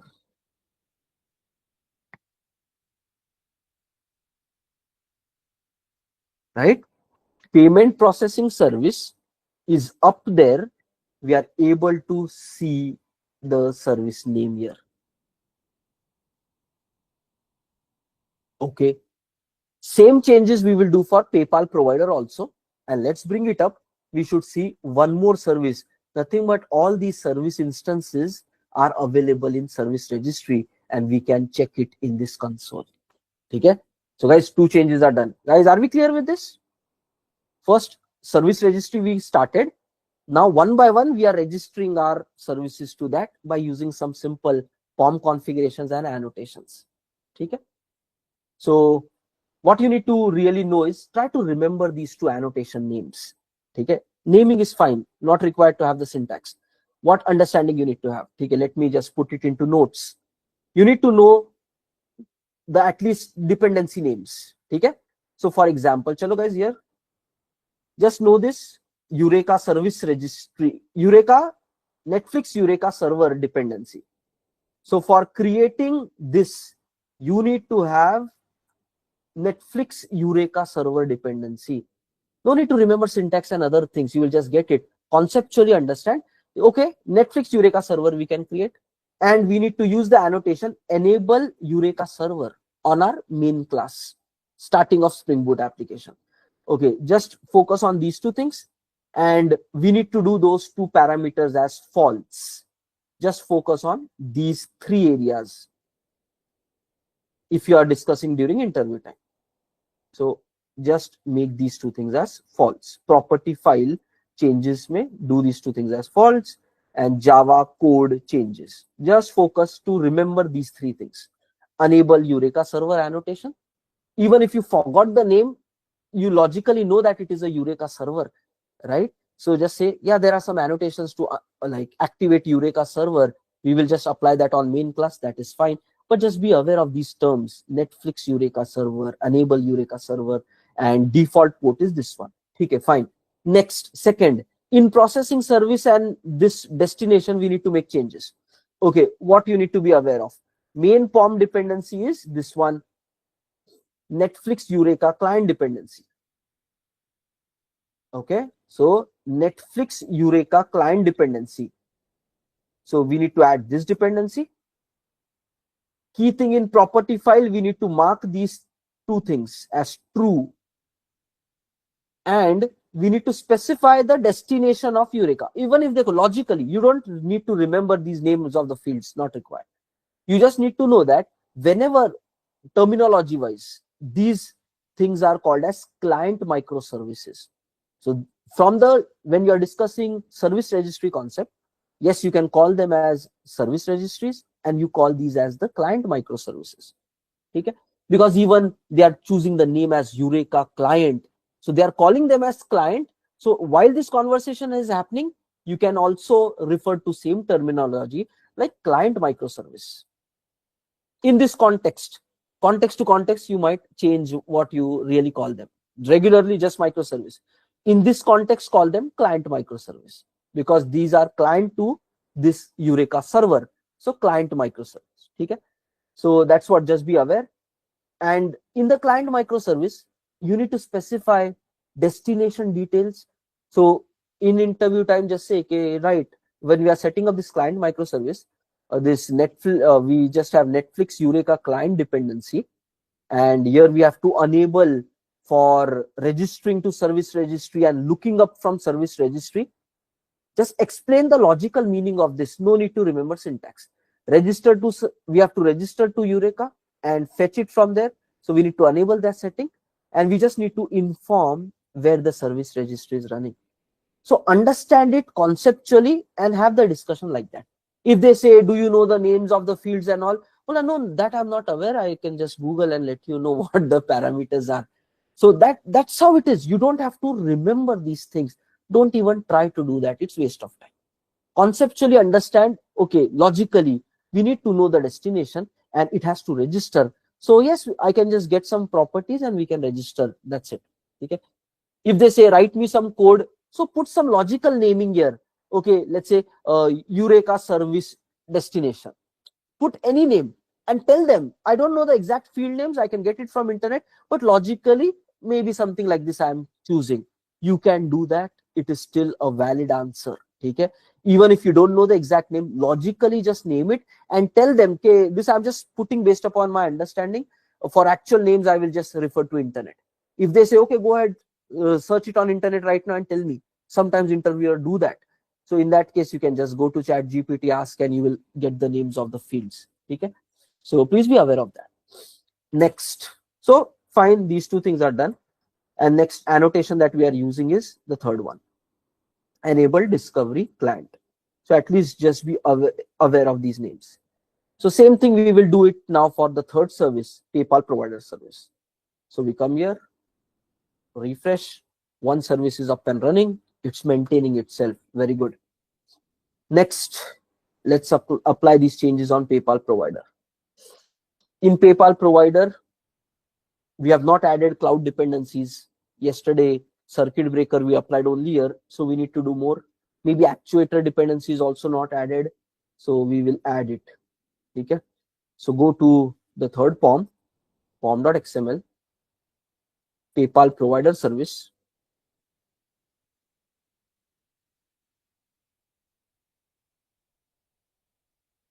Okay, yes, added. It needs a BOM configuration. Just see, when we were adding Spring AI dependency in PayPal provider service, while working on that Spring AI related feature, there we added this BOM configuration. Just be aware of that. Under a separate dependency management, we added some BOM configuration for Spring AI. Okay. So now in this itself, we need to add another configuration for our Spring Cloud as well. So we don't need to again copy this entire dependency management. Rather, we need only this tag. Just be aware. If multiple BOM configurations are there in your project, sometimes in this case, we have a situation like that. Spring AI is also given some like BOM configuration, and cloud is also providing multiple configurations. You just need to put the more dependency tag here. That's it. Okay. So we can just simply go, no need to take everything, take only the dependency tag. And then let's paste this one here. So by this way, multiple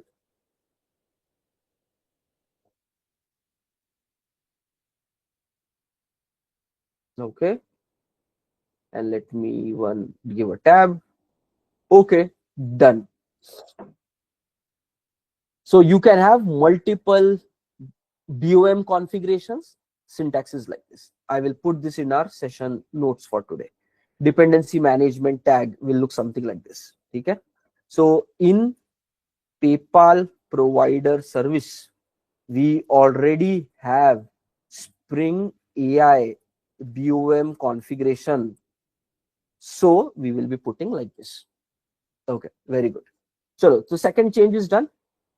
Third change, actuator dependency required. So we can simply take it and add it here. Any internal monitoring purpose actuator might be required for this. That's where it was recommended. So we can put it. Just know it, actuators are for monitoring purpose. That's it. Okay, so three changes we have done. Pom.xml is not having any errors. So as we can see, so this is sorted. Change one is taken care. Next, you need to use this annotation. So we will be enabling discovery client. Go to the PayPal provider.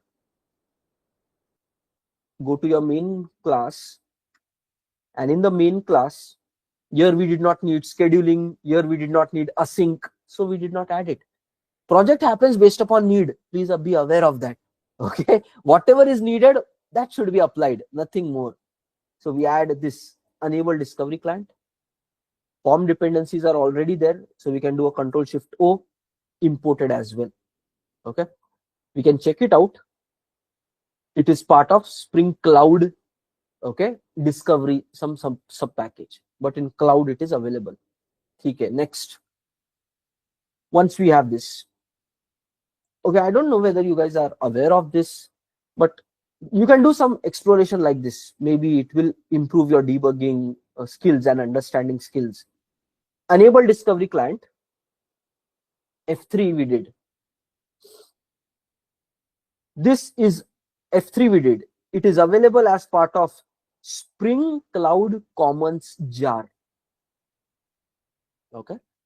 So by this way, you clicked here, you got to know that it is part of Spring-Cloud-Commons. Now you can go to the pom.xml of our service.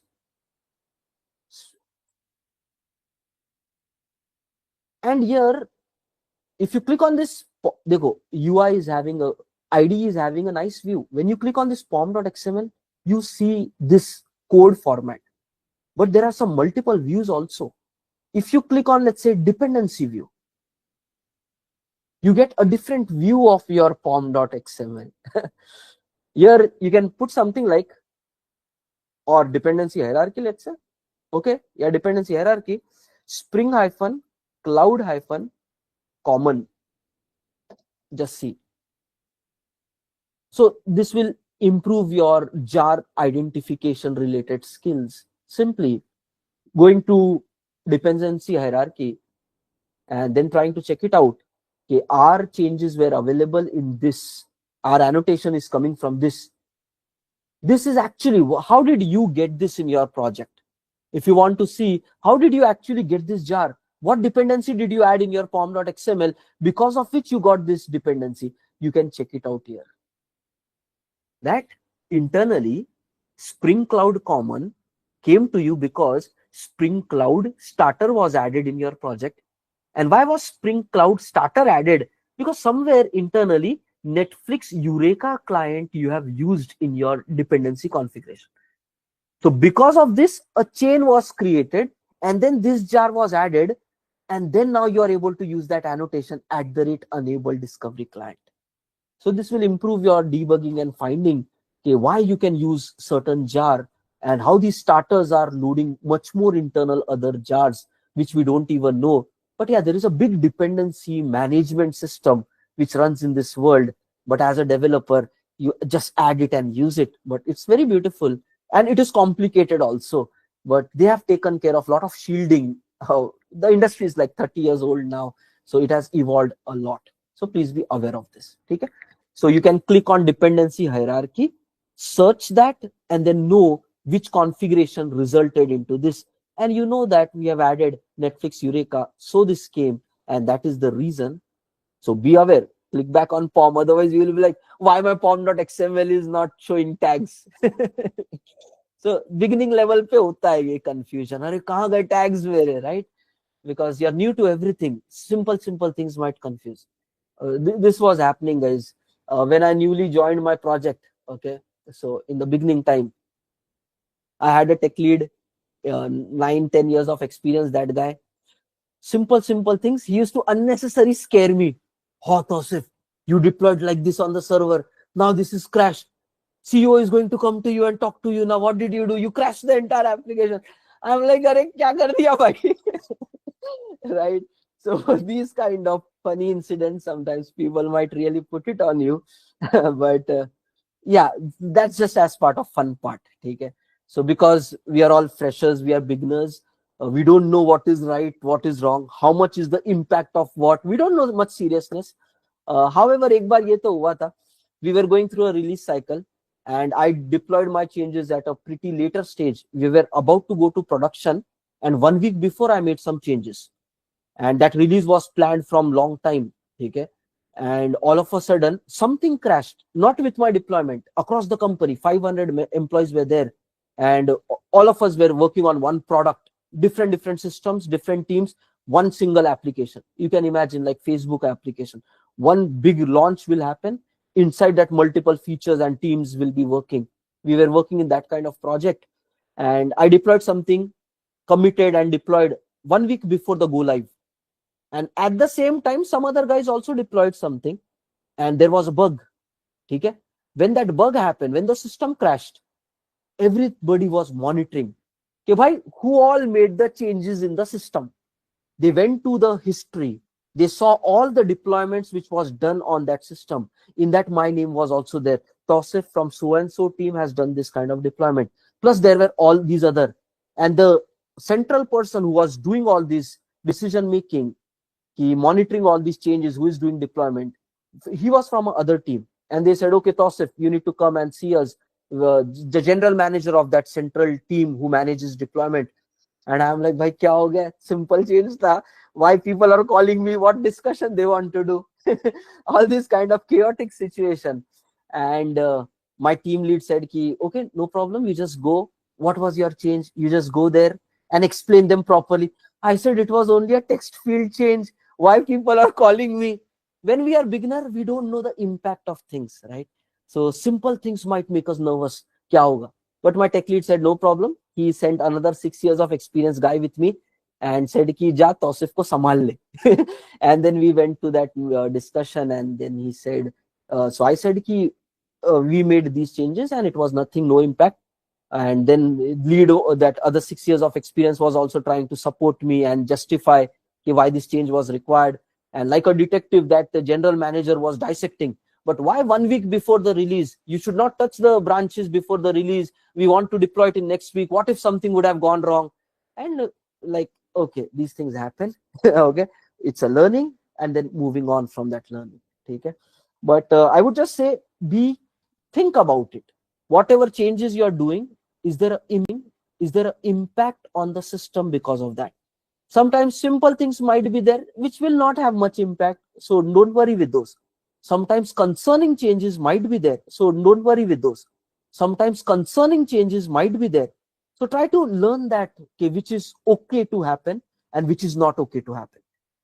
Try to think from that perspective. Your mind will tell you which is a blunder and which is casual, and फिर पता चलेगा कि सिर्फ मजे ले रहे. You should be like, कुछ भी नहीं होगा, what will happen with this, right? So, but anyways, within 1 to 2 years, you will get the clarity ke acha, and then you will do the same to your juniors when they join you. All this is the fun part of being in the industry. Chalo, let's apply the changes. Okay, let's apply the changes. So guys, we are here as part of making changes into system. What have we done? They go all of a sudden, while we are making the changes, we went in a different topic. Now, kind of, we are lost. Okay, what changes we did? SOAS3 helps us. So going back to your provider and then trying to check it out. Okay, this is how these and tools simplify our life. You go here, POM, it is saying, this guy, we have added these two changes right now. Netflix Eureka client done, actuator done, this is done. Very good. Next, this annotation also we enabled. Very good. So these two things are taken care. Now, property file changes we need to do. Fine, let's do that. So these two things are done. Port is already finalized, no need to worry. These three things required, so we take it up. Copy, go back to our code, local of PayPal provider, go there, and then these things. Fine, changes are added. Okay, next, save. There is nothing else to be done. We have applied all the changes. Now we just need to build and start this service. So minimize this. PayPal provider, right click, run as, build, clean, packaged, let it happen.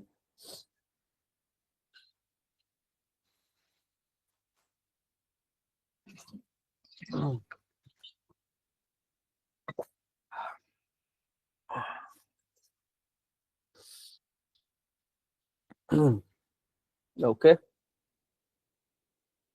let the build process complete. Okay, build is completed. Now let's start it. Right click, run as, Spring Boot app, go.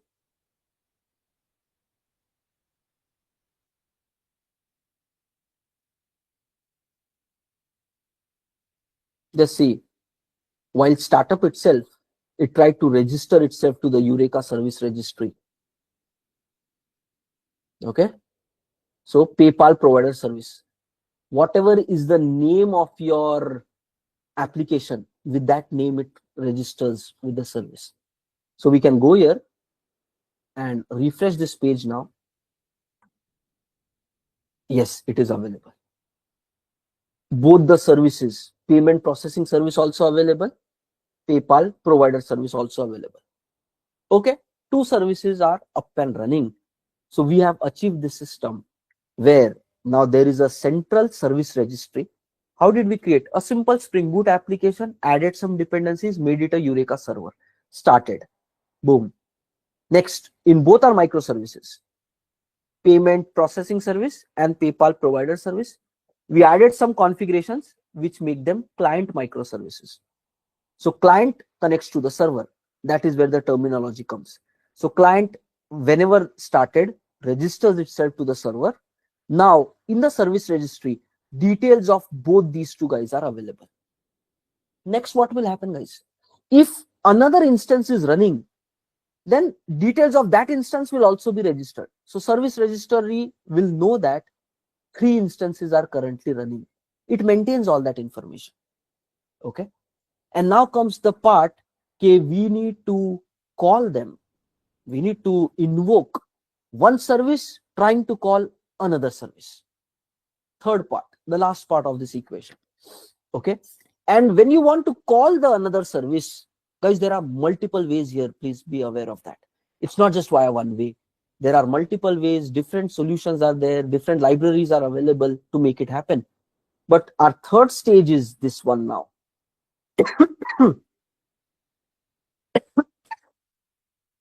Processing service to call to PayPal provider service. This we want to achieve. Now, when we do this, we need to discover or look up PayPal provider from service registry. We need to means processing service needs to. Processing service needs to discover or look up PayPal provider from service registry. This is going to be your step number one. So we need to do this programmatically. So we need to discover, look up this. And then second is invoke the endpoint. Wherever, like once you know the destination, you just call the destination. That's it. Okay, guys, now there are multiple ways to do this. Different ways are there. Okay? For example, you need to use now some other libraries, some other classes, interfaces, which are provided by the same dependency which we already added in the project. We can use some class. I guess the name simply is discovery client or something. Using this discovery client, you call them. Okay, if there are, let's say, multiple instances running, it gives you the list of all instances. Okay, so just imagine if 3 microservices are running, all these 3 is config available in service registry. Now you want to call them. So one of the approaches from this, use something called as discovery client. You just call this service registry. It will tell you all the 3 instances. It will give you back a list of all the 3 instances. And then from the list, you have to now decide which one to call. Nothing but load balancing, you have to custom implement at your side. That is where people don't use this approach. So one of the approaches, yes, 3 list is maintained, a list of 3 is maintained. When you are asking service registry, it will give you all the 3 instances. Now in code, you have to write program to decide out of 3 which one to go. Now this is not a recommended approach. So people don't use this approach. Why should we do the load balancing? That is a work of these guys. You take care of it, man. So what they have done is they have provided a better solution. What is that? Load balanced client. Some other interface. Implementation is now provided by the Eureka libraries itself. So load balance client. This kind of an object will be created, and they simply provide one method called as choose. So even if, let's say, 3 instances of PayPal provider service is running, out of that, whichever one is the best one, optimized one, less load one, that one instance will be provided back, and you can use it to call the destination. So that is second approach. Okay, so this approach is better than using this approach. Okay, let's try to go ahead with this approach for now. Okay, so using something called as load balance client, because in this one you get a list. We don't need that list. We want to call, okay, give me the destination directly. I will straight away call them. So we will apply this load balance client approach. Get the, if there are multiple, right now for our testing, we have set up only one instance, but you can change, you can start another service here, and then 2 instances will be registered. You can do that experiment. Okay. So if you want to run same instance 2 times, you would have to change the port number. So please be aware of that, because same service you cannot, in the same machine, 1 port is available. So if you want to rerun this, you would have to change the port number. But currently DevTool dependency is enabled. So whenever you change the port number and save, current system will be restarted also, right? So you have to imagine, you have to turn off the DevTool dependency, then change the port number and start back again. So then 2 instances will be there. Then you have to set up the third port number, start back again. 3 things will be there. And all these 3 can be registered to service registry. So you can do that experiment. Okay? But anyways, for now, let's focus on the core behavior here. Those are just workarounds and hacks and trying to make it possible. In reality, production, what is going to happen is every service, they will spawn in a new machine EC2. This is again one of the approach. There could be another approach where they are using some Docker containers and in the same machine create multiple independent environments for that. That is a separate setup. So multiple configurations could be there. You stick with one. In the production system, how are you guys planning to do it? Okay, we are going to set up auto scaling group. This should be your thing. How are you planning to actually set up in production system? We will be having auto scaling group where there are configurations. For every service, we will be choosing one EC2 machine. And smaller, lightweight machines will be there. When more load comes, one new EC2 machine will be automatically created, and on that, this service will be running. Via this model, we can go to production. Okay. In opposed to having one big instance in that running all the 3 services, we can really narrow it down. Lightweight EC2 machines we will create for every, yes, end result may we will have many EC2 machines, but it is fine to have that. Okay. So we can stick with this kind of approach for go live. Strategies could be n number of strategies. Okay. But yes, we can say this is a very decoupled way of doing it, very highly scalable way of doing it. Okay. So yeah, you can have that conversation. Okay, whenever in an auto scaling group, whenever more load comes, one new EC2 machine will be created. In that, this service will be running. So it will run on always on the same port 8083. Just that the machine IP is going to be different. That's what it is. Okay. So this is how production may you can keep using the same port for different behaviors. If you are not doing that, then workaround is required. Every start, you have to change the port number. So there are ways for all those things. Technically, everything can be achieved. Okay, you go sit with ChatGPT. This can also be done. That can also be done. Different configurations you would have to learn, but don't scatter yourself. How our approach will be, same port number, just on a different machine we will run it. That's how our production scenario will be. Just be aware of that. Okay, fine. Coming back to our topic, one service trying to talk to another service. Okay, one service trying to talk to another service. It's a 2-step process. First, you need to connect to the service registry, because there is no load balancer and you cannot directly talk to them. Because if 3 machines are running, which one to call? How do you know? In the previous case also, you did not know that. You knew that one load balancer is there. I will call load balancer. Load balancer will internally take care of these things for me. Currently also, you don't know where to call. Who will tell you? Service registry will tell you. So in order to call that, you will go to the service registry and say, hey, I want to call one of the destination. Give me. Okay, multiple ways are there. One of the ways, the old first way, which is they give you the entire list.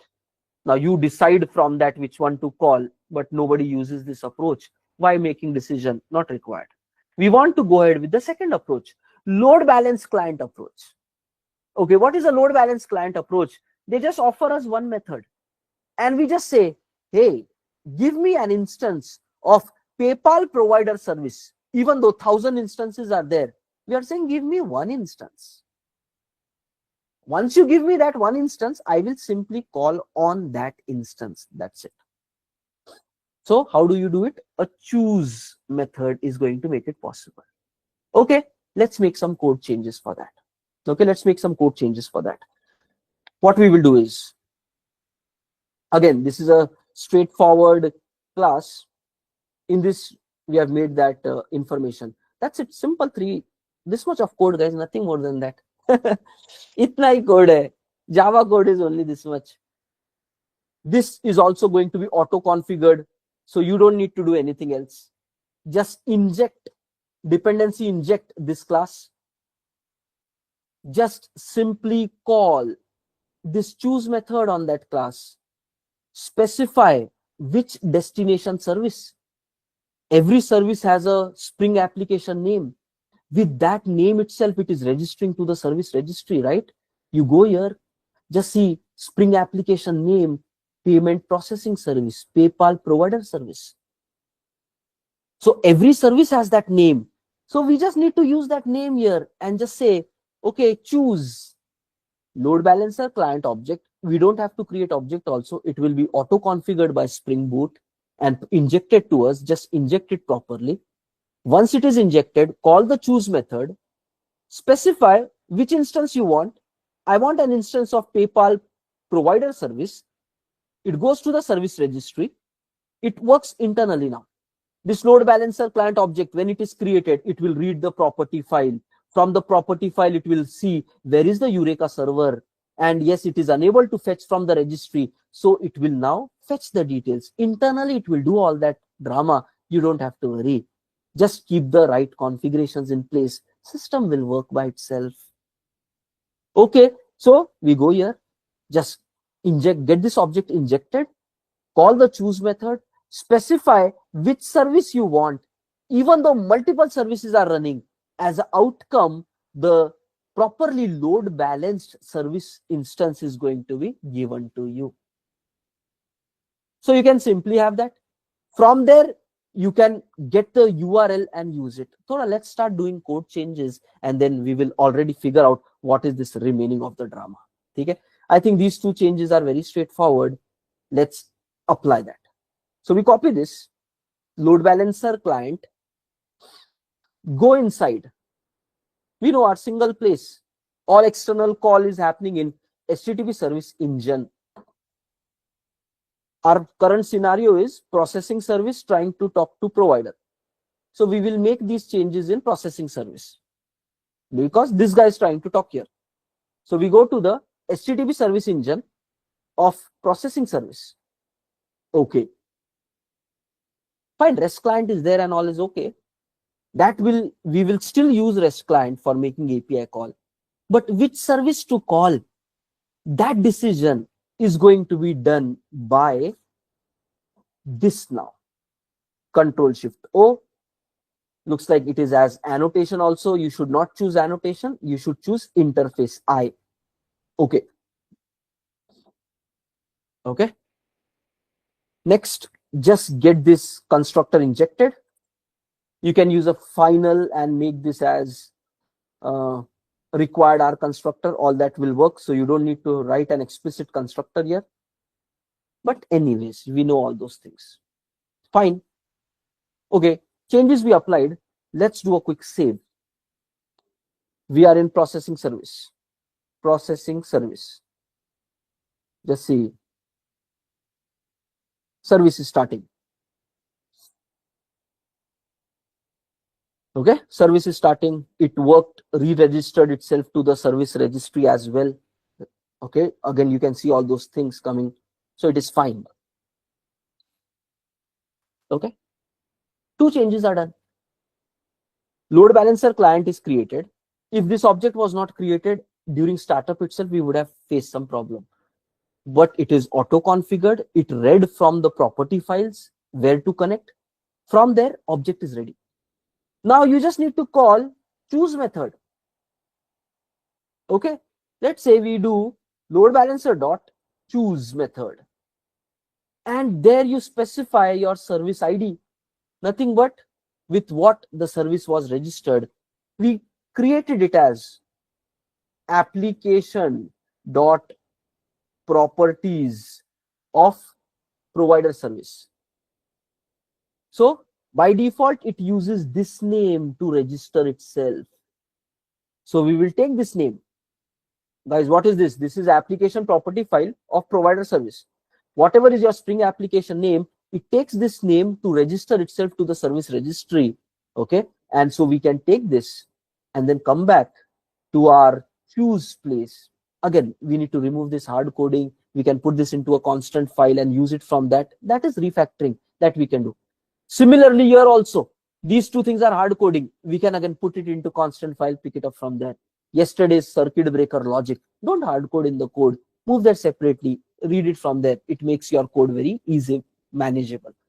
Okay, so load balancer object dot choose, you specify the name of that service, the way it is registered inside service registry. Okay, once it is available, let's just print it here. Let's say int service or destination service equal to like this. Change the service. Okay, fine. Okay. So right now service say we got this. Now this error handling is saying you would need this also. Guys, just understand, this is correct error handling now. If you're not able to get the destination service object itself, that means it's again a timeout or a server not existing, right? Destination is not there. So in this also, this is a correct exception handling which GitHub Copilot already gave us. Okay, if the destination service you are not getting, it means the destination is not available. It simply works like the way we are doing our general exception handling. That unable to connect to PayPal provider with some error, same thing behaves, right? So please be aware, this logic will be the same. If you are not getting the destination, if the value is null, just throw an exception and end of this processing. You will not even need to go here. So if you go via service registry approach, this will be your error handling, one of the error handling case. Now let's say if you get a valid one and then you're making client error, then also errors can come. So this remaining code will be as it is, but this will be on top of that additional error handling logic that we need to write. Okay. Once this logic is done, no service instance available of PayPal provider service, so unable to connect this. Guys, yesterday's circuit breaker logic which we wrote, that will still be active. It will still work. Even we are going via service registry approach, but circuit breaker logic is also going to take the effect. That is separate functionality. This is separate. When we mix multiple these functionality, that is where a big project is created. So that is also intact. All that yesterday's mechanism will be happening.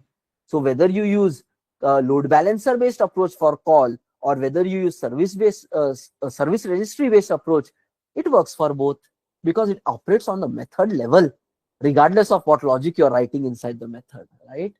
Okay, fine, very good. So itna ho gaya. Now let's try to get destination. Okay, we are getting service instance object as the service.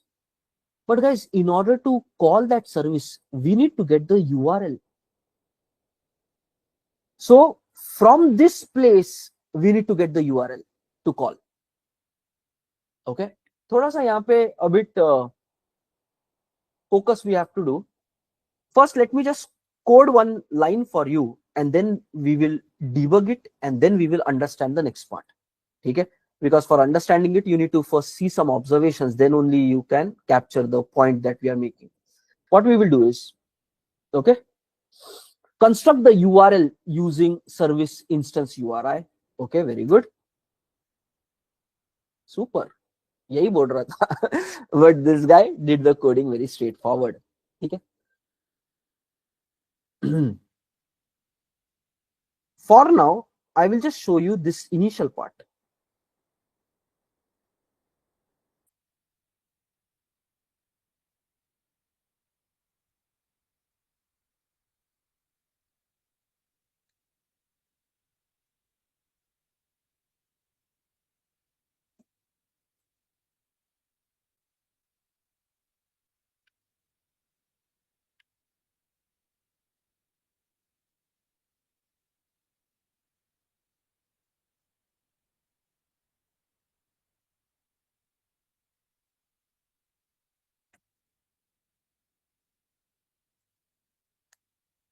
Okay. Then let's just log this value. Okay. Let's just log this value for now. What is this? We will understand.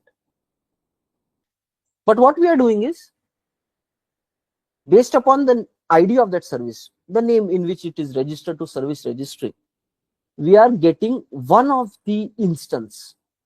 It's load balanced properly. The light one which can process the request immediately, we got this.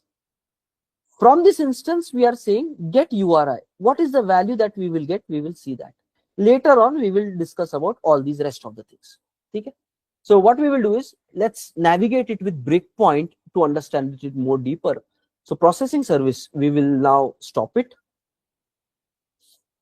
Okay, processing service, we will stop it.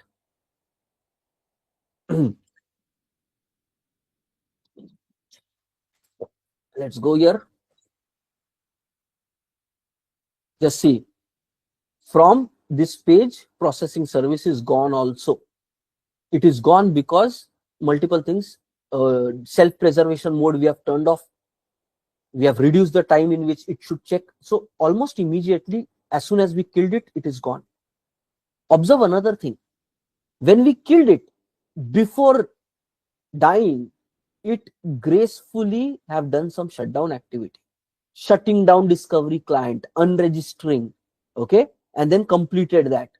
So certain logic is written by these people. Even though when we terminated from here, it did some deregistration activity, and that is where it is not even visible here. Just observe, observations. Okay. So fine. On termination, it cleaned itself, deregistered itself, graceful shutdown happened, and we are seeing that it is not here. Now we will start it in a debug mode.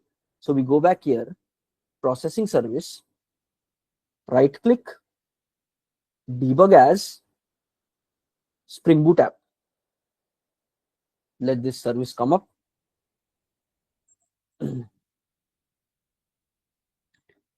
Okay, it's coming up. Again, it registered itself with service registry. Okay, we can go back here, check it out. Yes, it is available. Okay, changes are available, but we started it in a debug mode this time. So we will add a breakpoint. Let's say we add a breakpoint. Do we have any breakpoints already? Yes, yesterday's testing. Remove everything. Okay, freshly, based upon our current situation, we only want to test this call. Same recon we will use, guys. So we will go back here. Okay, localhost 8082 recon. Let's trigger recon. Okay, thread is invoked. So all that, yesterday recon we developed it full last week. Yesterday we used for testing. Now also we are using it for testing. Our major focus is one service trying to talk to another service. And now let's look at this piece of code. First, mouse over on load balancer client. Fine, it's not an empty or null object. We see some value, so object is created. Okay, fine. So object is created. Next, let's try to just do a step over and one more step over and see as outcome of this what do we get. Okay, so when we do load balancer dot choose, passing the service ID there which is registered with the Eureka server, and doing a step over, now it tries to connect to that cross service straight away. It is connecting to that. It took some time. Generally in debug mode, it takes some more time when these things are happening. If you run it real time, it is faster. But anyways, we do debug for understanding it in more detail. But just observe what happened. When you did this, internally in this choose, all that code is written to make a call. All that is hidden from you now. So internally, all that code is written to make a call to the service registry, pass this name which you are passing to that guy, and then tell, okay, hey, from all the available instances of this service, give me the one which is least load balanced client, the one which is less loaded, which can be used for immediate API call, and then that output is returned back to you. That is the theoretical understanding. When you do this, let's try to do mouse over, and guys, we are able to see that one instance came. Currently we have only one available, but if we have even 100 there, the least loaded one is going to come back to us. That's the default nature of load balancer client, to get the least loaded destination service instance for you. And Eureka maintains all that, how much load is there, who is loaded, and all those efficient mechanisms are there, intelligent. It's an old thing. Load balancers are pretty old concepts now. These all things are pretty much stable in the industry, so these libraries will do efficient work there. But yes, we got some object. Okay, and this object might have multiple details. If we do a instance opening, what can we see? App name is PayPal provider service. Okay, and just see homepage URL, health check, host name, IP address.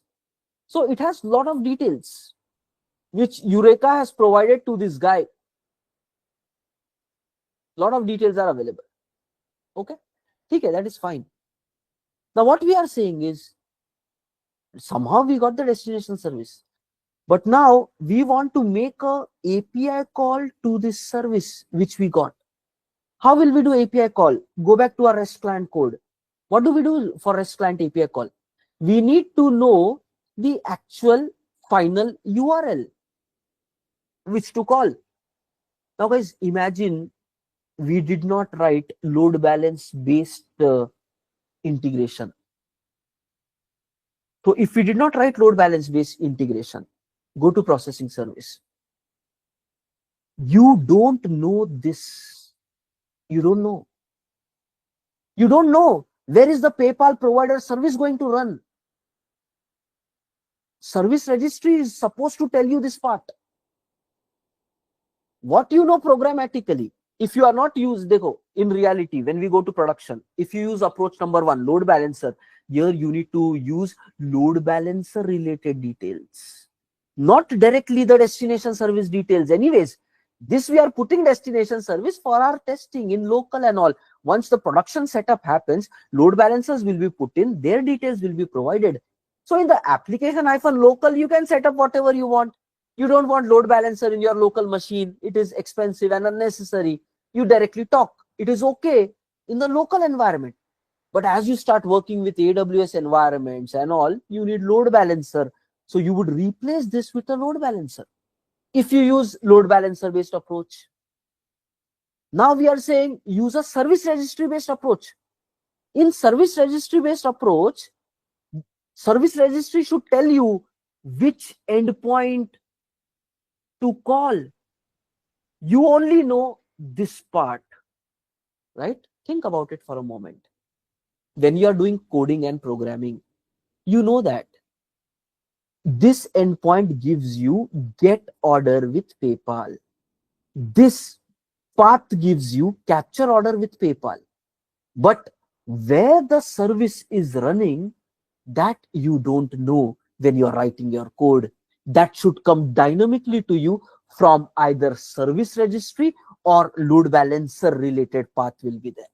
Guys, think about it for a moment. I'll repeat it once more, but think about it. What did I say? Currently in the local, we are providing details of direct PayPal provider. But when we are going to production, this will not be direct. It has to be either, if you follow load balancer approach, it will be details of load balancer. But in case of service registry, you don't need a load balancer details here. But what do you need to provide? Do you need to provide then service registry details? No, because those details are anyways going to be accessed via this place. So service registry ka detail also not required. So basically, while you are setting this up for service registry, this configuration is going to be different. Let me tell you how it will be. Let's say I copy this. The configuration you will simply do is set the path that you are sure. Which machine is going to process it, that you are not sure. So only this much should be your set up path, because you don't know destination. You only know on that destination what method is going to execute. Now try to imagine there are two parts to this URL, right? This one executes the code on that machine, but on what machine? First part used to tell that. Now we are getting into the details. We don't know this path when you use service registry. Okay, we have held this thread for a long time. Behind the screen something is going on. Okay, so again we said, right, in between heartbeat, communication, coordination, kuch chalte rehta hai.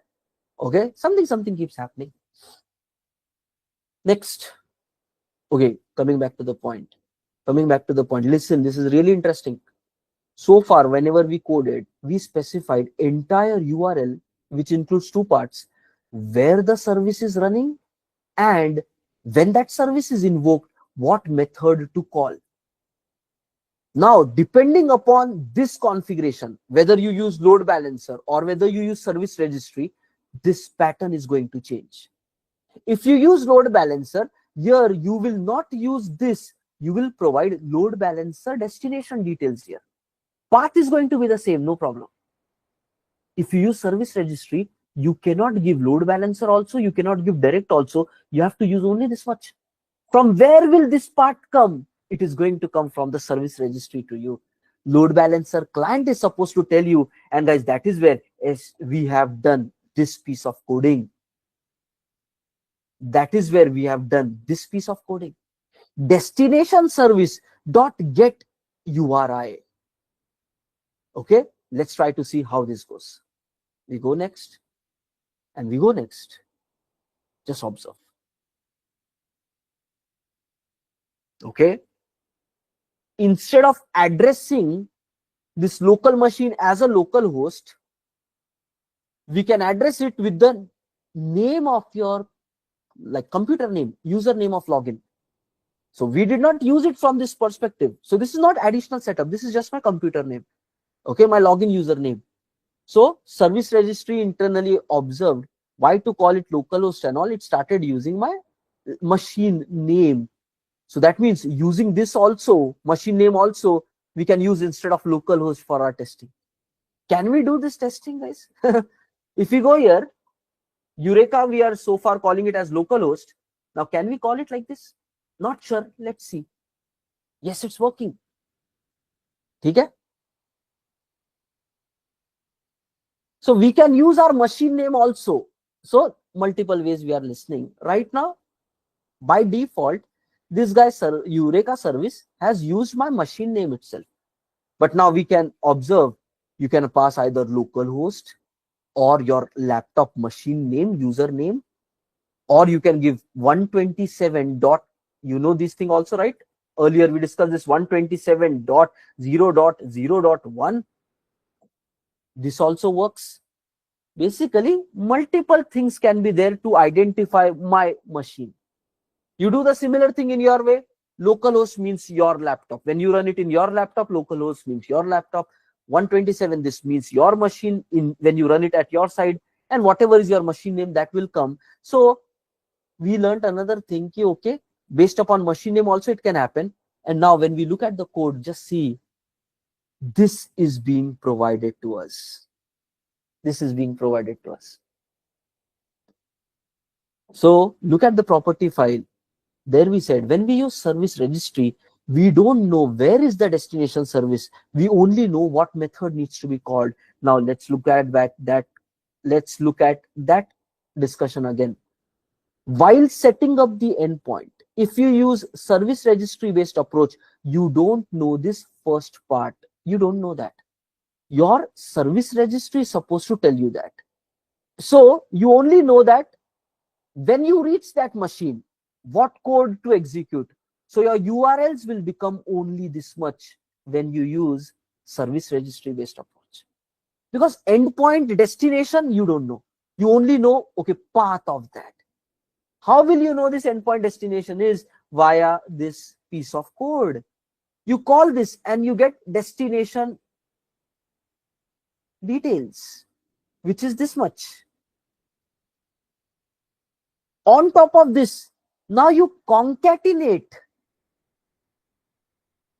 details from your local, right? It is concatenation only.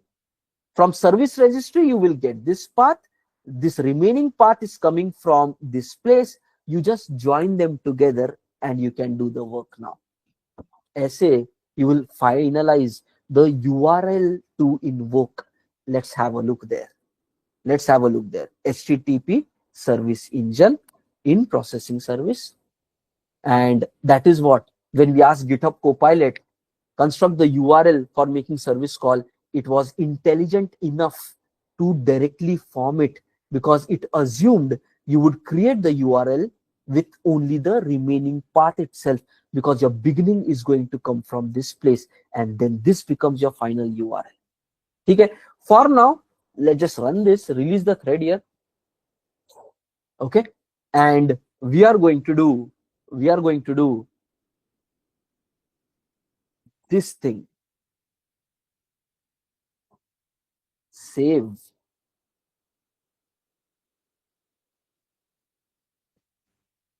Okay.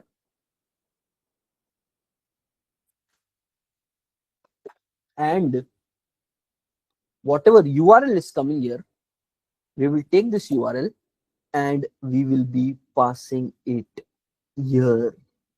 These are code changes now needs to be done in order to work with service registry based load balancing approach. First, you need to call this. It will give you the right instance. From the instance, get the details about the endpoint. It gives you the first part. The second part, your program knows, your code knows it. Okay, what URL to call. That is coming from the property file. You just simply merge them together. We can simply print this here if required. These things, you don't really have to now put it here separately. You're already doing it here. So this URL itself is fine. So in 2 lines, instead of 2 lines, we can just mix it into 1 line. That is fine. And then just take this URL, pass it here. Remaining code should work as it is. Okay, let's do testing of this call now. So this is using load balancer approach. Let's do a testing here. So what do? We go back here. Same thing as it is. Shoot. Breakpoint is caught. Okay, we go back here. Eureka, refresh. Both the services are up and running. Super. Come back to our code. Go here. Next, load balancer client object is not null. Very good. Choose from that place. Now it is connecting to service registry, finding the optimized server available. Right now there is only one. It is giving us some reference. Yes, it is a not null object. We got a valid value. So happy. So yes, this problem does not exist anymore. We go forward. Okay, now URI plus URL. This URL is the same old code. Load from the property file, pass it here. We changed that configuration and saved it. So let's see what is the final URL which is prepared now. We move here. Just see, if you do a mouse over on HTTP request, what do we see for URL? The URL is coming, the remaining one. Destination initial nahi hai. So from the property file, it picked up only /v1/. So that is coming as the URL. Next, the URI is the initial part. Maybe it gave that. Let's see what prints out. Combination mein correctly this has happened. You need to be careful with the syntax here. Okay, what if you miss this first V in your local property file, right? Be careful with the syntax here. Miss ho gaya to gaya. If you miss this initial slash, when this concatenation is going to happen, it will just mix 8083 and then V1. Means API call will anyways fail. So you need to be careful. After joining this and this, proper statement is created. So this guy, URI, has given us till this point. And our property file has given us from this point order ID was replaced by the source. Nothing but from wherever we call this method, their new order ID was created, populated, and reaching out here. And then accordingly, we can go further. URL is proper URL. Now, let's see whether this works. We will add a breakpoint to this one. We will add a breakpoint here. We will add a breakpoint to the catch box. We will add a breakpoint to the fallback. Okay. And let's release the thread and see how it goes further. Go. Got a success response. It did not go to any exception. We got a success response. Means this is how, using service registry, you can make a call.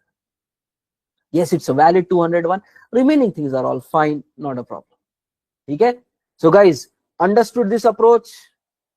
Team, clear? So these are the changes which needs to be done in the application if you want to make it service registry based working. Okay. Simple. 3, 4, just logically think, okay, there that is required, here this is required. This is how they work together with each other. Okay. Good. Good. Few more discussions are there related to this, so still keep your focus on. Okay. These corner things also in interview they might discuss. But here this is happening, then what will you do? So let's understand more. Okay. Okay. Good stuff, guys. Nice. Thanks for confirmations. Let's go forward. I will upload this source code today itself in Google Drive, so you can have a look also. Plus in the Word document in front of you only, we created all this. Okay. Chalo, let's go forward, guys. Good stuff, everybody. Thanks for confirming. Good. Let's have a look here. Currently, we are saying, what is our purpose of HTTP service engine? Why did we create HTTP service engine? We said in our entire project, whenever we want to call external API, we will do it via this. That is the core purpose of HTTP service engine, right? So let's imagine this is our entire microservice. In that we have this HTTP service engine, HTTP. Let me make this as 100% first of all. Okay. So we have this big service code. This is processing service code. Processing service.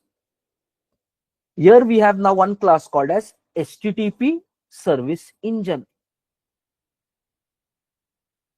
The aim or the purpose of HTTP service engine was any outgoing call that we want to do, any outgoing HTTP call that we want to do from our system should happen via this single point, so that the code is at one place. A lot of benefits are there, easy to monitor, easy to log, easy to find problem. So at one place you change, it applies to everybody. Okay, that is where we created like this. Thoda sa now you have to start thinking. Currently our project in this situation, processing service is calling only PayPal provider service. So the outgoing call is happening only to this guy. But you need to know, in future, what if processing service wants to make call to some other microservices which might come in future? Because it's very much possible, guys. This guy wants to also call to this place. It can be possible. Microservices, one can talk to several other depending upon the use cases. Now you need to think, how will this setup work? In load balancer based approach, how will you differentiate how to call these guys? And in a service registry based approach, how will you differentiate? Guys, in load balancer approach, it is very simple. You just need to set up the proper URL. And in the URL, the load balancer domain about this service will be there. No change in engine, it just works properly. That is where, guys, working with load balancer is very simple, easy to understand, easy to work with. No need of this additional maintenance in your brain. Aise karna, aise, no need to do that. It is simple. If you want to call to some other service, you will say xyz dot URL and then give the actual full URL. And in HTTP service engine, just read this URL, make the API call. Okay. So working with load balancer and calling multiple other services, it is very straightforward. No change in the code at all. But now you need to change. For service registry, you have to change. Think about it. These three requests, okay? Let's say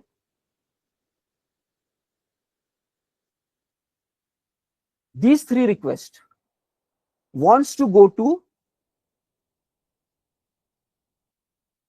this guy. And this request wants to go to this request, means this black request. I'm just trying to group it together. These three, 1, 2, 3 wants to go here. This guy, this one request wants to go here. So then you have to make some code changes to make that also happen. So when you work with now service registry based approach, in this HTTP service engine, you cannot hard code. That is what I'm trying to tell you. It is not always going to be PayPal provider service as the destination. It will come different for different requirements. Now all of a sudden it will be like, okay, now how to get it? Fine, you need to now update the HTTP request object structure itself. The URL that you have in service registry has only the path now, not the destination ID, not the destination service. So you need to add another one called as private string destination service name. And the source should populate the right value and then pass it to the engine. And engine kya karega? It will simply read this destination value. Okay, engine is simply going to read this destination value and then look up based upon that. So again, if you think logically, yes, this is really required. Without that, it's not possible, right? HTTP service engine, you go here to processing service, you cannot hard code this here because destination services might be different. Then your situation is multiple requests wants to go here, different requests wants to go here. So these guys know where they want to process. So they should itself create HTTP request and provide this name directly there. What we will do is we will simply do HTTP request.get service name. Accordingly, we will be passing it. So something like this. These guys in their side, when they are creating the request, okay, for example, currently we are doing get order API call. Okay, so inside PayPal provider handler, control O, recon transaction, we are testing get order. You go here, get order, prepare request. While preparing the request, here is the object created. Here you need to even set destination PayPal provider service. Now you make this as a constant, right click, refactor, extract constant. It comes like this. You move it there. Okay, this is how the data is going to be passed. Once the data is passed here, then you come here, HTTP service engine, you read here, and from the request, you process it. This dot get destination service name, and then you are able to process it. And accordingly, now you have to make sure every service populates that. If this destination service name is null, basically that is also another blunder. Okay, if destination service name is null, then throw exception. Boom. This is also a valid error handling case now, right? What if the destination guys are not providing the valid values, right? So you can put these kind of checks here. If the destination name is null or empty, so in that case also it is going to be a failure. If it is valid, then you take that and then accordingly you make the call and then you check whether you get the object. If valid object is coming, then you prepare the endpoint URL, then you call it. Okay, so these kind of changes will be required. Let's save the code and test one round with these changes. Okay, saving it all. Services are coming up.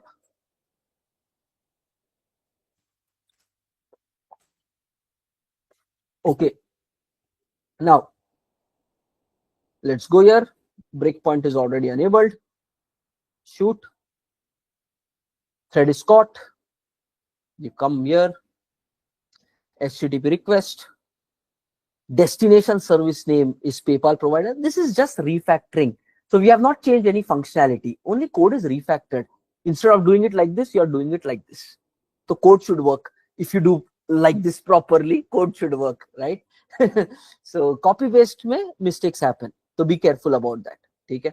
But otherwise, we are not trying any new functionality. It is simply movement of data from string from this place to that place. So theoretically, it should just work. Be careful while you do that.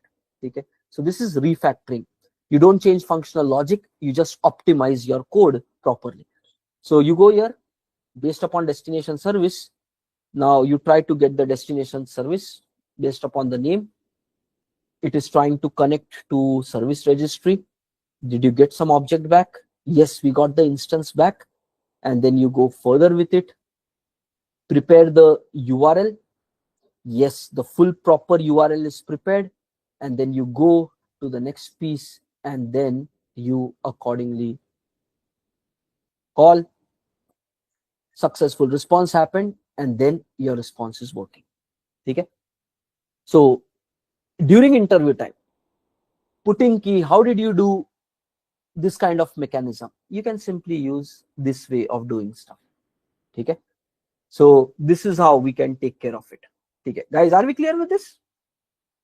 Load balancing client ka example le lo, we use this one.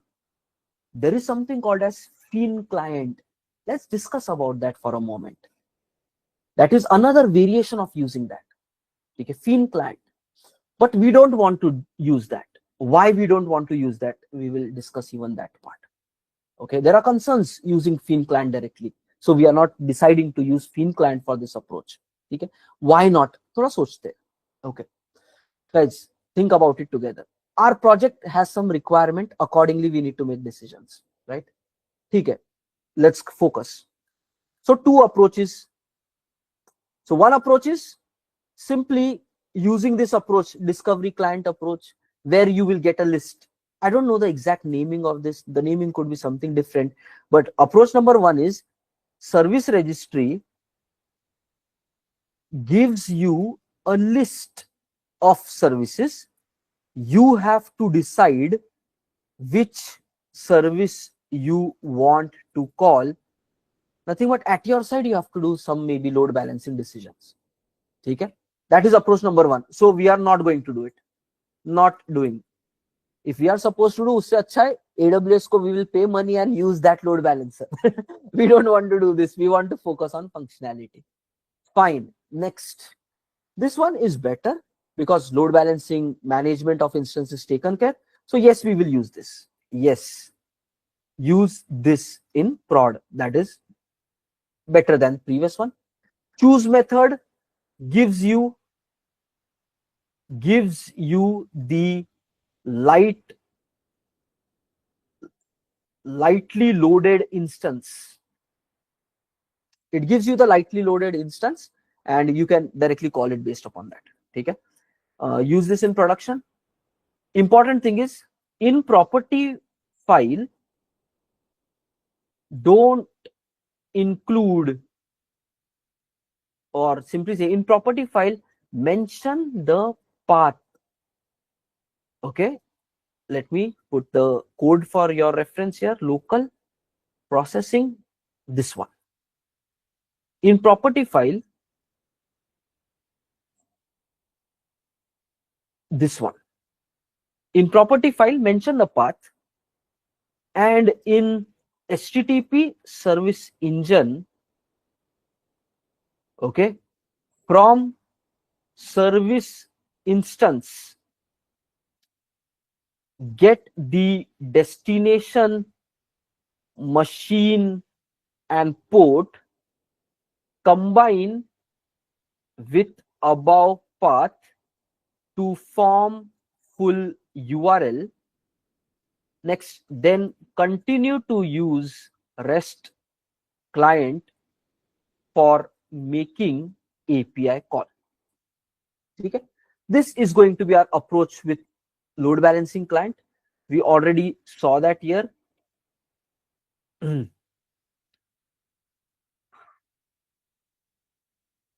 One change we will do here also, otherwise our system will start failing. Get order helper. Here we added this point, right? Control get order helper of provider. No, get order helper of this one. Right now we added this destination service here, so we need to be careful. We will add this even to our capture order creation, otherwise our code will start failing there, because null will come in this manner. So we will put capture order also. That is better. If you write organized code, finding it is easy. You just go here, click here, it works for you. Okay. Next, you added this here itself. So rather than putting it here, we will put it under constant of processing service. Put it here, make it public, and save it here. Go back, reach there to get order helper also. Remove. Here we need to see, pick it from this place. Same thing we have to say to capture order also. Wait. Here in capture order also. Okay, save everything. Let this changes happen. Okay, service is coming up. Because while you test recon, this might fail. So since we are going to share the code, so I'm just fixing it there. Okay, this is all fine. What we are trying to say. So once we pass this, you go back to HTTP service engine, processing service, and there you need to write the code in this manner. Load balancer client interface you need to inject. Second, this one code required, you choose based upon destination. If you don't want to set up everything, you can do a hard coding for now, that is fine. And then use this URL and make REST client API call. Okay, fine. This is the second approach which is possible and which we can use. Okay. Now, guys, there is one more approach, which is Pin client. Pin client approach for making this call. Okay. Okay, how this exactly works is, you don't have to go to the service registry for picking this up. Let's say we are here, right? Currently, what we have done is, we are doing this kind of activity of go to the service registry, get the destination, and then we have written this code to combine and then make REST client call. If you use Pin client approach, you don't have to do all these things. Okay. Thoda sa, I think if you are aware of ORM, object relational mapping, how does that work? Thoda sa, let's understand this. You can understand Pin very easily if you understand that ORM style. Okay. Let's say in your database, there is a table. And in the table, you will be storing rows. Right now, what we have done is SQL style, which simply says use name parameter JDBC template and write the query, insert into so and so table, okay, and then values and blah blah blah, all the list of values. And this code we execute, then the row is inserted. This is SQL style programming. If you do ORM style programming, object relational mapping style programming, guys, there is a relation here. Don't think why we started discussing ORM, we were discussing Pin client. No, you will understand this better if you simply understand this concept. This, yes, with ORM, you need to use certain annotations, @entity, this, that, blah, blah, blah. Okay. So, but it is object relational mapping. Even if you don't know ORM, no problem. Focus right now, you will get the clarity. Object relational mapping. Means what you are supposed to do is, in ORM style, if you want to insert, then you don't have to write the select query and call that update method to update it, that query of whatever name parameter template, not required. You just need to create Java object and call maybe some save method on this. Save method, just something like this. You don't write any other code of insert query and then going to the DB and then any other query. You just simply create a Java object, call a save method, something like this, and the data is going to happen. Nothing but behind the screen, connecting to the database, preparing the insert query, writing that operation to insert the data into the database. All that work behind will happen. But as a developer, you don't do that. So those people who know what is ORM, yes, simply using create an object and calling a save method, you can do it. Internally, it converts into SQL, writes it into the database. And those guys who are not aware of ORM, still no problem, just understand. Rather than writing queries, there is another way by which simple object we can create, call some method and not write any other logic. Still, both the approaches may data row is going to be inserted in the DB. Now, thin client approach is a approach kind of ORM style. What is that? You don't have to write anything behind the screen code. Nothing but if you use thin client, you just need object, Java object, and directly call a method. That's it. The way you do it in ORM style, just creating a Java object and directly calling the method, just you do that behind the screen, the way ORM is writing the rest of the logic for you. Same way this is going to happen. So if you use thin client approach, you don't have to write lookup code. While setting up thin client, you will use some annotations. In that you will specify which service you want and which you don't want. So special this client load balancer lookup and all is not required. You don't write lookup code separately. Next, no need to write this URL preparation logic. Some with configurations of thin client, you have to do all those things. While setting up the thin client, all these things will be taken care as part of that. You don't have to specially do it. No need to write URL preparation. Another thing is, guys, no need to write REST client based invocation also. That means you don't even need to write this piece now.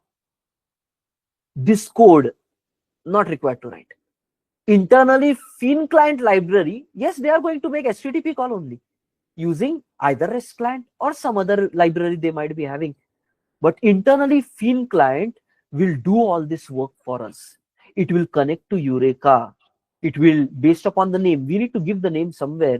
It will take the name, identify the destination service, prepare the URL, and even call this.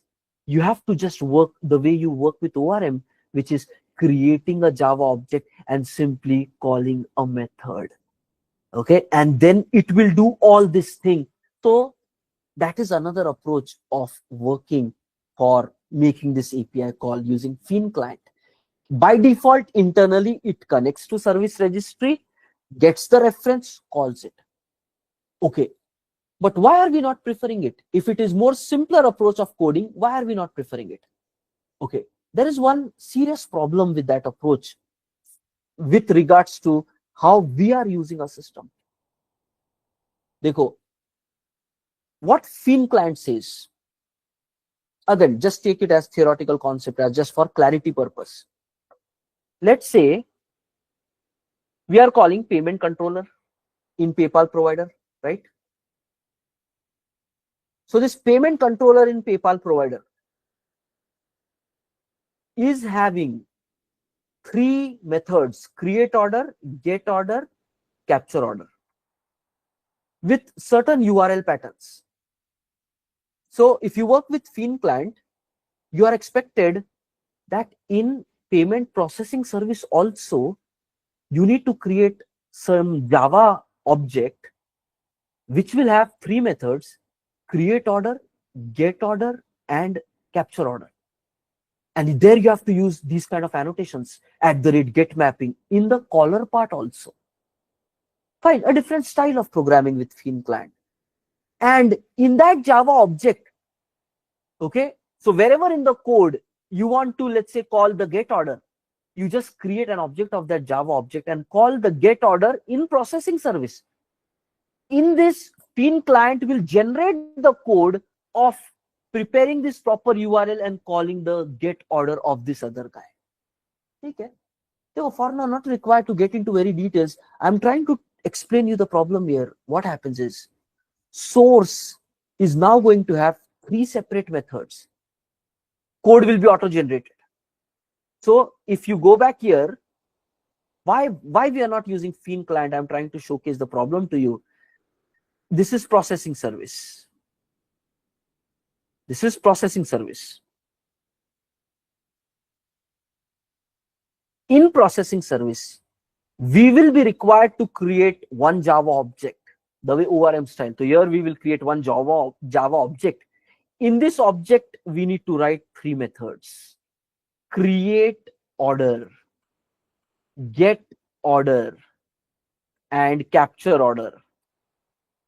With whatever same signature, expecting the path variable and all that, we need to do that here. One Java object we need to create. These three things represent our external service, PayPal provider service.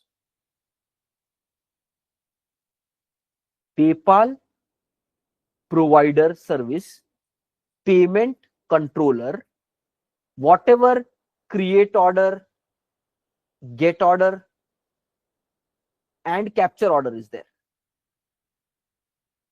Okay, whatever those method names, to mimic that, you create something here. And what happens is, when you use a Fin client code is going to dynamically write code for this. Means you just define this as an interface. So you don't have to write logic inside this. Fin client is going to auto-generate some logic for you, and they will fill up certain logic here, and here. And what that logic is going to be, it's like the way you're calling this create method. This logic auto-generated is going to actually automatically generate, right? So they will be looking up from the service registry, get the destination, and call the destination this create order, and whatever return value is coming, takes this and gives you as a return of this. Nothing but how your programming changes if you use Fin client is, you don't get a feeling that you are working with external service, because you feel it is the same Java interface inside your classes itself, but behind the screen it is an external call. So that is interesting part working with Fin. So that is interesting. You don't get a feel that you're talking to external guy anywhere. Whenever in the code you need to make some call, you just get object of this Java and call this create order, give whatever request, expect whatever response. You feel as if you are working within your service itself, but behind the screen, Fin client will auto-generate the code with lookup and everything and call it. Nothing but as a developer, it is like working with ORM itself. You are completely shielded from the complexity of SQL writing, working with the DB. You just call a method, object create, boom, work is happening. Your API calls are happening like that. That is the interesting part with Fin. That is where people like using Fin, because you don't have to explicitly write all this, and you get a feel within the same service itself it is happening, and it takes care of cross-service call also.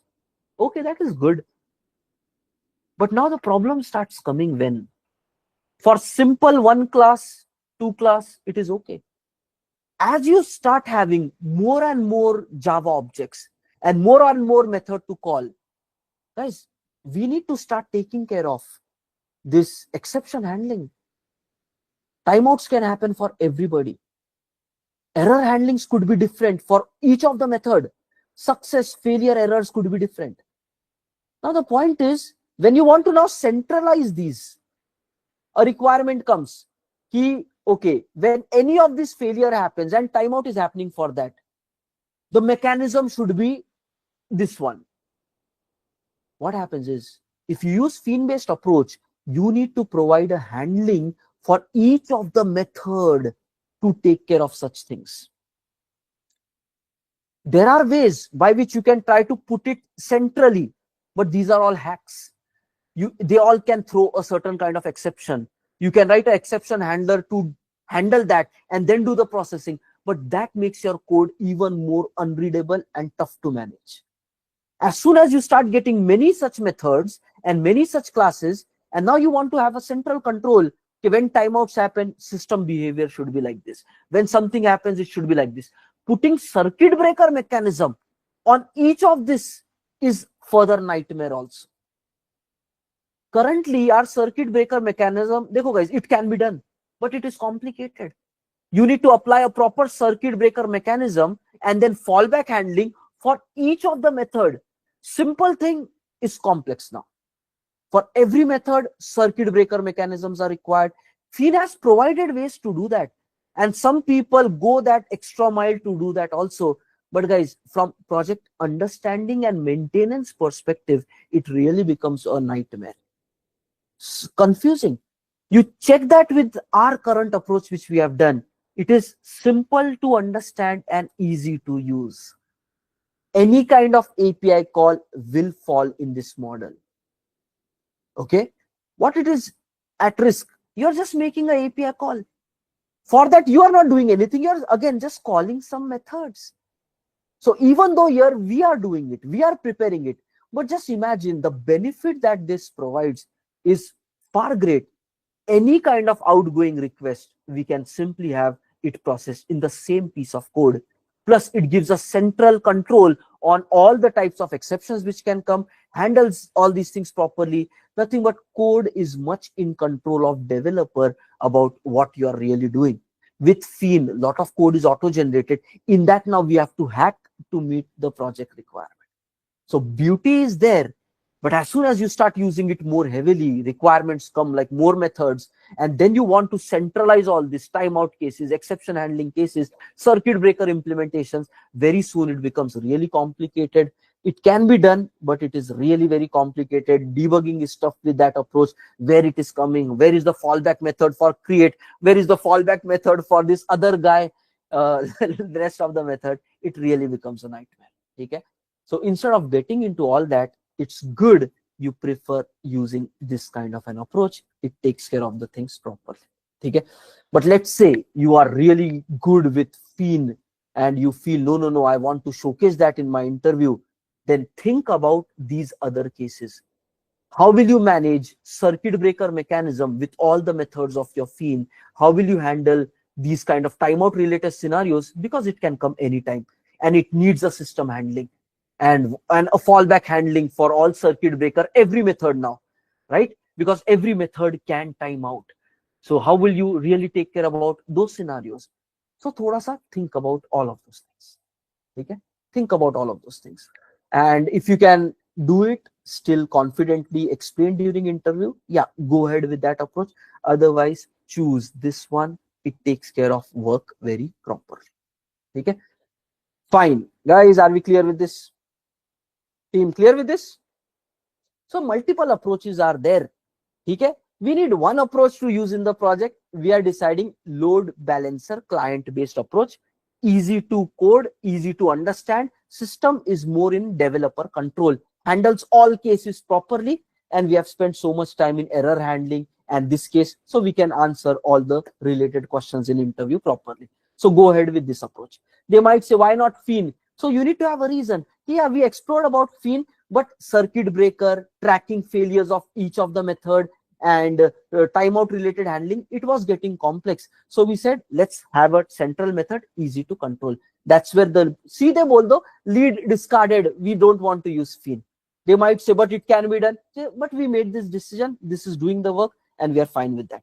If you want to implement circuit breaker approach, then you put it like this. If you are saying load balancer approach, Pura ka pura not required. Just go with whatever we have done till the last week and it does the work.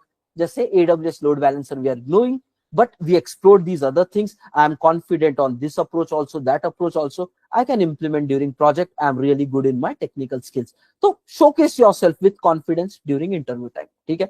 Don't hold yourself back. हाँ कर लेंगे. तुम्हारे project में ये कर लेंगे. You are using Fin. You don't want to use other thing. I will learn and even do that. Show them confidence. Fine. Everything can be done. I will figure out. So don't say, no, I will do only this way. No, you have some other way. I will understand that if it is sounding better or can I improve it, then I will do that also. No problem. Anything, whatever complex thing also there, I will learn and I will do it. Keep that attitude. Show the willingness. Yes, I am the right person for this job. Don't hold back to your defined way of thinking. In interview time, they might judge based upon this also. कि नहीं यार बहुत rigid है बंदा. You are sounding very rigid, not flexible, not ready to change, not willing to learn things. Fine, you know certain standards, but in project they want to tweak something, and you are like, no, I'm not going to do it. Don't give such kind of answers during interview. You say standard is like this. It is good for the projects. I will see, can we implement this standard in the current project without disturbing the rest of the system? If it is going to be a problem, for now we will stop it. We will continue the way we are currently doing, and then we will discuss how we can improve it better. But yes, we can adapt, be flexible, show that flexibility. It's an important team member skill. Okay? Don't be rigid. Sometimes, guys, now this is, I think it might come like a shocker. Sometimes you know something is wrong, still you have to develop it. In my 15 years, I've faced with multiple such scenarios. You know that something is wrong, but you know that that solution will work for next 6 months. So let's implement it. Before 6 months happen, we will provide a bigger fix which will run for a longer time. This kind of programming also multiple times I had to do. Means, you know, as a decision maker, no, this is not the right way. This is a better way to do that. But due to client deadlines, timeline concerns, not having time to research on certain topic, you take a compromised temporary solution. But you know that it will still work. So yeah, even though it is wrong, but it is not like cracking the entire system down. So calculated decisions you have to make. Okay? So you know that a solution is compromised. Say that, hey, the right one is this one, but it will need more this time and everything. So we are picking this one, but it is temporary. But later we have to definitely fix it before next 3 months. It has to have a solution. Okay? And guys, important other thing. This again happens in companies, guys. Dekho, clients will put pressure, deadline hai, finish. Your leads might put pressure on you. And then you start saying, okay, then I will compromise on this one. I will not do here perfectly. Because everybody's putting pressure. This will happen. And then what happens, guys? Once you start compromising, and then you deploy into production, and if something fails, these will be the guys, they will come and catch your neck also. How did it fail? Why did you write such a kind of code? Client bhi aayega, manager bhi aayega. This happens with developers. Initially, they will put pressure. Or you don't do all that research. We don't need that perfect solution. This is fine. That is fine. And then they put pressure to complete it quickly. You start taking compromise solution. Once it goes to production and once it fails, these guys will be the same guys who will come and say, why did you build such a kind of system? Customers are facing problem in production. Same log aayenge, right? Okay. And that is natural. Don't think that is wrong. That is natural. Their reactions are natural. As a developer, you need to think maturely here. What is a developer thought process? You cannot go by rule book. Bookish knowledge is not going to make you successful in IT career. Customization is required always. Standards are there, architectures are there, but customizations. Does it apply to your project? Be flexible to change it. Don't be bookish. Essay to essay. No, you need to be flexible. Okay, so your approach, how do you discuss and deal with your manager and other people when these conversations are happening? Okay, you should be very clear and transparent. I feel the right solution is this one. This is how you should say. The right solution is this one. It will need me to do more research on that, but I know that this is the right one. Don't over-engineer. Sometimes it's said, right? You want to Simple thing. Okay, you want to turn on a fan, and for that, like simple, I don't know the right example. Okay, it could be something like this. I read it in one of the book ki, let's say you want to hunt. Hunting is not a good practice, but that example was there, which is much more relatable. But the example was something like this. I'll tell you as it is. Don't attach any emotions to that. Yes, we have to save nature, animals and all, but example understanding ke liye I'm giving you this example. What they said is, if you want to, let's say, shoot a rabbit, okay, so we are not going to shoot, but example le lo. If you shoot a rabbit, one bullet is enough, not required to fire a missile to kill a rabbit. That is over engineering. When you can code a lightweight, simple solution, take that and code with it. You don't need extraordinary, very much heavy solution for solving small problems. Over engineering is bad for your system. Juniors don't make this decision because they come with theoretical knowledge, bookish knowledge, and they don't understand this part. They feel नहीं perfect banana chahiye. Arey, not required. You need to make a relevant one, not a perfect one. A perfect solution, our system might need 5 years for that perfect solution. Right now itself, you are launching missiles to kill that rabbit. We don't need that, right? Right now, rabbit ko marne, rabbit ka solution lo. Why needed an elephant to come and do something for you? Not required. Keep things lightweight. When the need comes and our project will go to that level where we need that perfect solution, then we will build. Still, it is 5 years to be there. So the learning that we are having is relevant answers required. Okay? So this last part, we are about to close here. What we are saying is, industry mein pros are there, cons are there for every situation. Standards might be there, best practices might be there. You need to see how much is relevant for the project right now. And we gave this case where manager and clients will put pressure on you. Okay, go ahead with compromise solution. And if it fails in production, they will put the blame on you also. How do you handle this situation? You should say, okay, yes, I know the right solution is this one.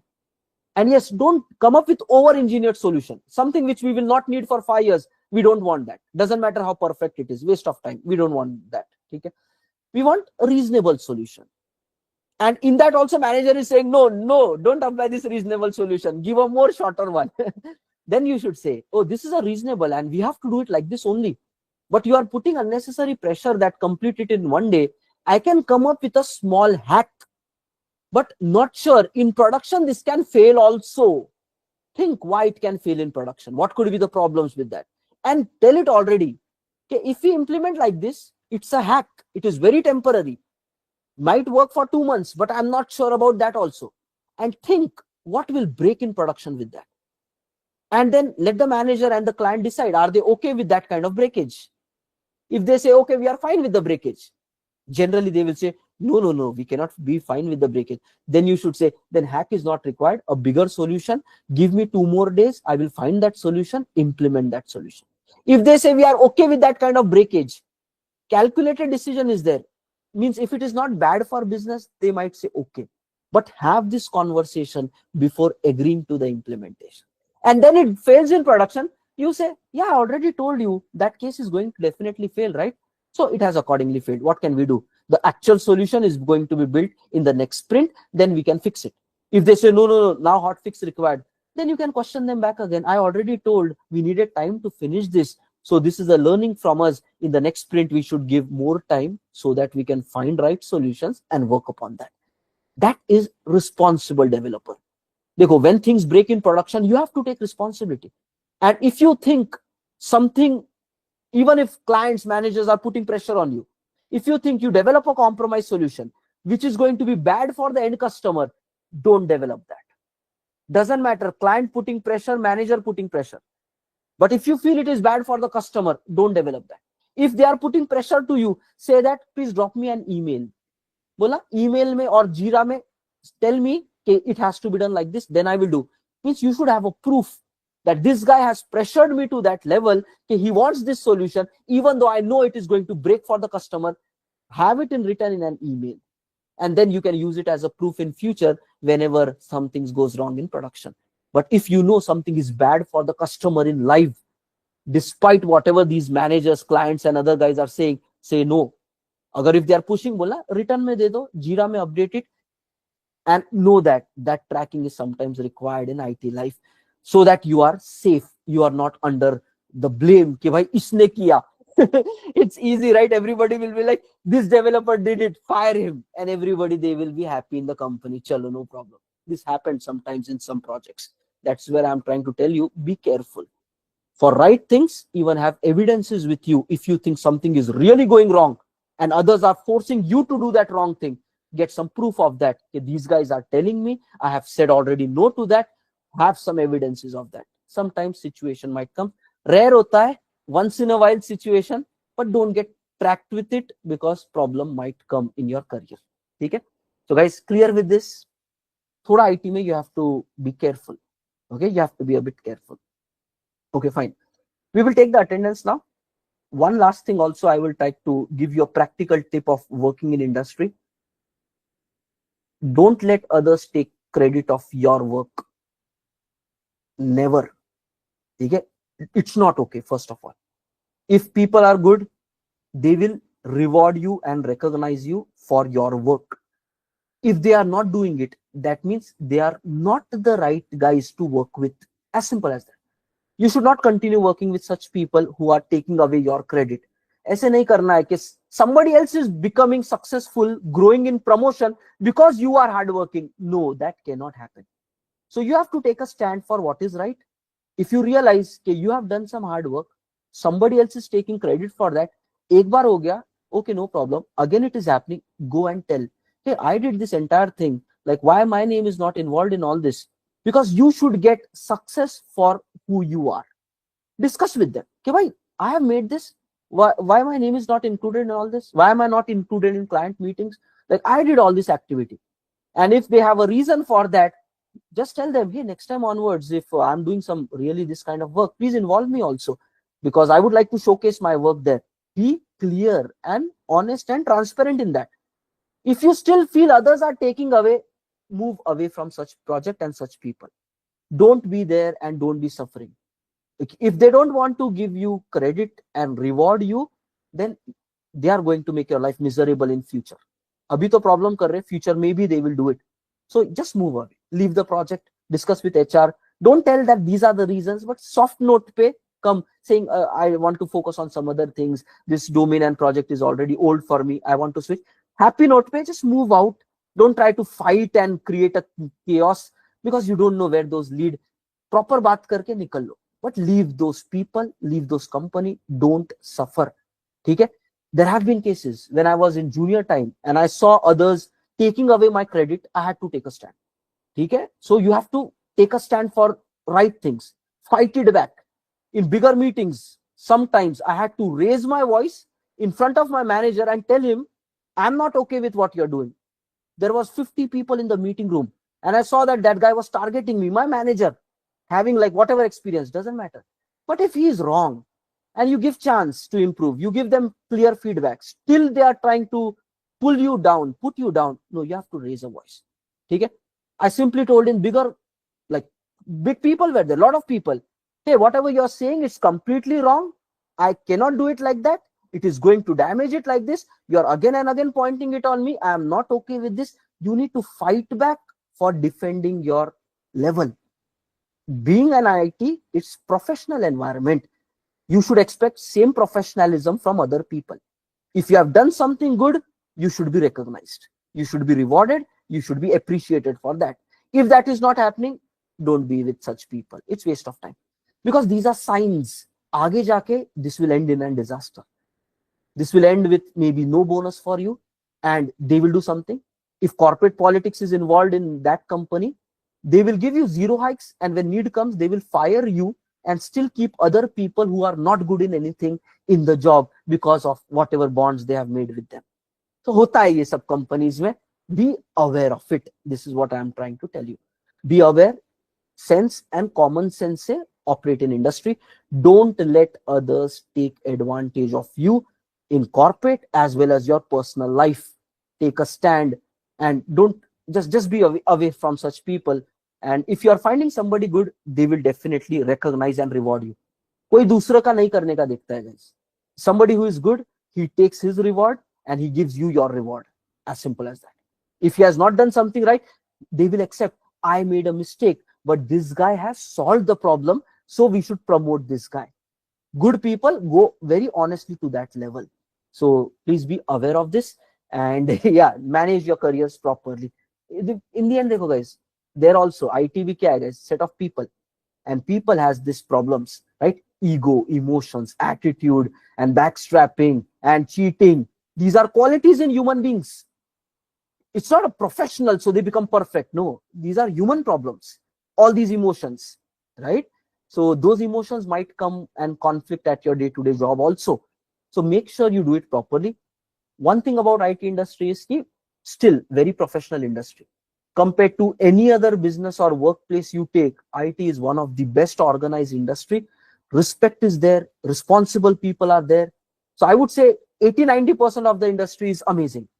Still, you might find some people who are bad, doing all these games, okay, corporate politics, taking opportunities from others. You might find them 10-20 hai wahan pe, right? If you happen to go with such people, be sensible. Don't bond with such people. It is going to damage your life, and that leads to stress, worry, and everything. Okay? So chalo, this is important. Another एक और tip आया यहाँ पे. Just yesterday itself I read around it, and it keeps happening on LinkedIn and social media. You should be aware of this. देखो, जान से बढ़ के कुछ नहीं है. Means nothing is more important than your life, right? No stress, no manager, no work, nothing matters. Okay, your health is ultimate, your life is ultimate. Everything else you do is your journey on this planet. Dekho, what happens because of this corporate pressure and tensions and demands and unrealistic demands sometimes? Okay, sometimes managers, clients might do unrealistic demands. They are like, paisa de rahe na, kaam karo salo. Sometimes it happens. Okay, no, you still need to take a stand for what is right. Impacting your health and still entertaining their request, waste. Never do that. Okay, nothing is as important as your health and your life. Be accordingly, manage your IT career.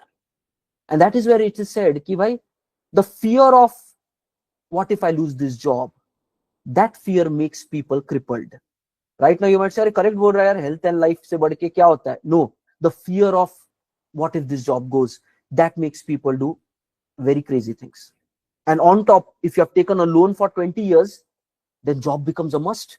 What if your EMIs stop? What if you don't get the next job? That adds more pressure. So people create a very mess of their life first of all, and then they have to survive in that.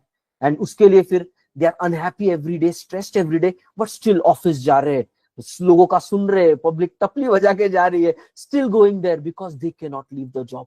Don't cripple yourself. Thoda sensibly jiyo. ठीक है? Sensibly. What is that sensibly thing? First, nothing is about your health and your life. Bhale your EMIs bounce or whatever happens, if you are no longer on the planet, none of this makes sense. So live happily. That is your first priority. Okay? So if you feel too much pressure is coming, client is doing drama, stand back. Saying if you want that, hire more people. I cannot do more than that. The government laws, rules support for this. So you are not alone in this. Maybe the company ka problem ho raha hai, but still don't do things which impacts your health. Very important. ठीक है, ज्यादा tension होने लगा है, just like, okay, I cannot continue like this. Either hire a new person. I will do only this much of work. I will not do more. Tell them clearly. They might fire you or do whatever, but it is okay. Till that time, you can also find a new job. No issues. They will not immediately terminate you. You simply say, guys, come on, Mahatma Gandhi, right? Non-cooperative movement he started against the entire British Empire. Non-cooperation. Simply going and saying, I will not do. You start that kind of non-cooperative movement in your company. If it is impacting your health, simply say, it is not practical. I am a person, I can work for 9 hours. In 9 hours, I can do this much. More than that, I cannot do. Tell them clearly. If they want more, hire more people, spend more budget. Why bothering me? IT allows for that. Companies support that. HRs will support that. Governments will support that. but don't I think again lack of guidance there. People take this pressure on themselves. Everybody's putting pressure, they put the pressure and फिर खाना छोड़ देते. This is what how this happens. I'll tell you. First they stop eating food, lunch skip करने लग रहे because work pressure is there. Stress की वजह से then dinner also is not happening properly. Food is all happening at different times, and then on top of that sleep is getting impacted. And when all these problems are happening, then deadline ka pressure is there, late night working, weekend working, and then even doing all that, still manager is like, work is not happening, work is not happening. That adds more pressure. And then what people do is some very unexpected situations. Sometimes you see on LinkedIn कि इसके साथ ऐसे हो गया, उसके साथ वैसे हो गया. Bangalore में recently this incident came. Many companies where this sometimes happens. But why is थोड़ा sensibly जियो भाई? Why required to go like that? Work is a part of your life. Navigate it properly. Give your best, but know what is and how much to give it. Sometimes it will be required to work on weekends, to work late. Sometimes, right?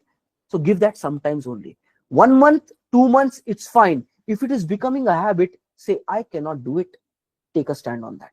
Sometimes se kuch nahi hota, but if it becomes 1 year ka pattern, that will have mental impact on your health also. So, seedhe bolna nahi. And that is where, guys, be knowledgeable.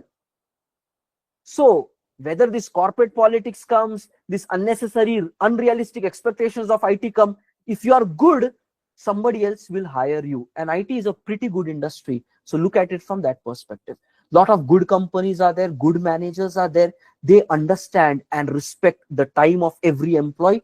Accordingly, work is planned. I'm telling you guys, 9 to 7, Monday to Friday work plan hota hai. Weekend, nobody plans. Late night, nobody plans. Manager is also employees. गया वो जमाना where manager used to pressure the employees and say कि okay हम कर देंगे miracles to the client. नहीं, now things are very much realistic in industry. ठीक है? So please, whatever we discuss in past 20 minutes, this will happen day to day at your work. थोड़ा सा consider this in your thought process. ठीक है? चलो guys, good stuff everybody. Let's take the attendance. Please apply. Many people are getting into wrong decisions in IT and that is causing problems. ठीक है?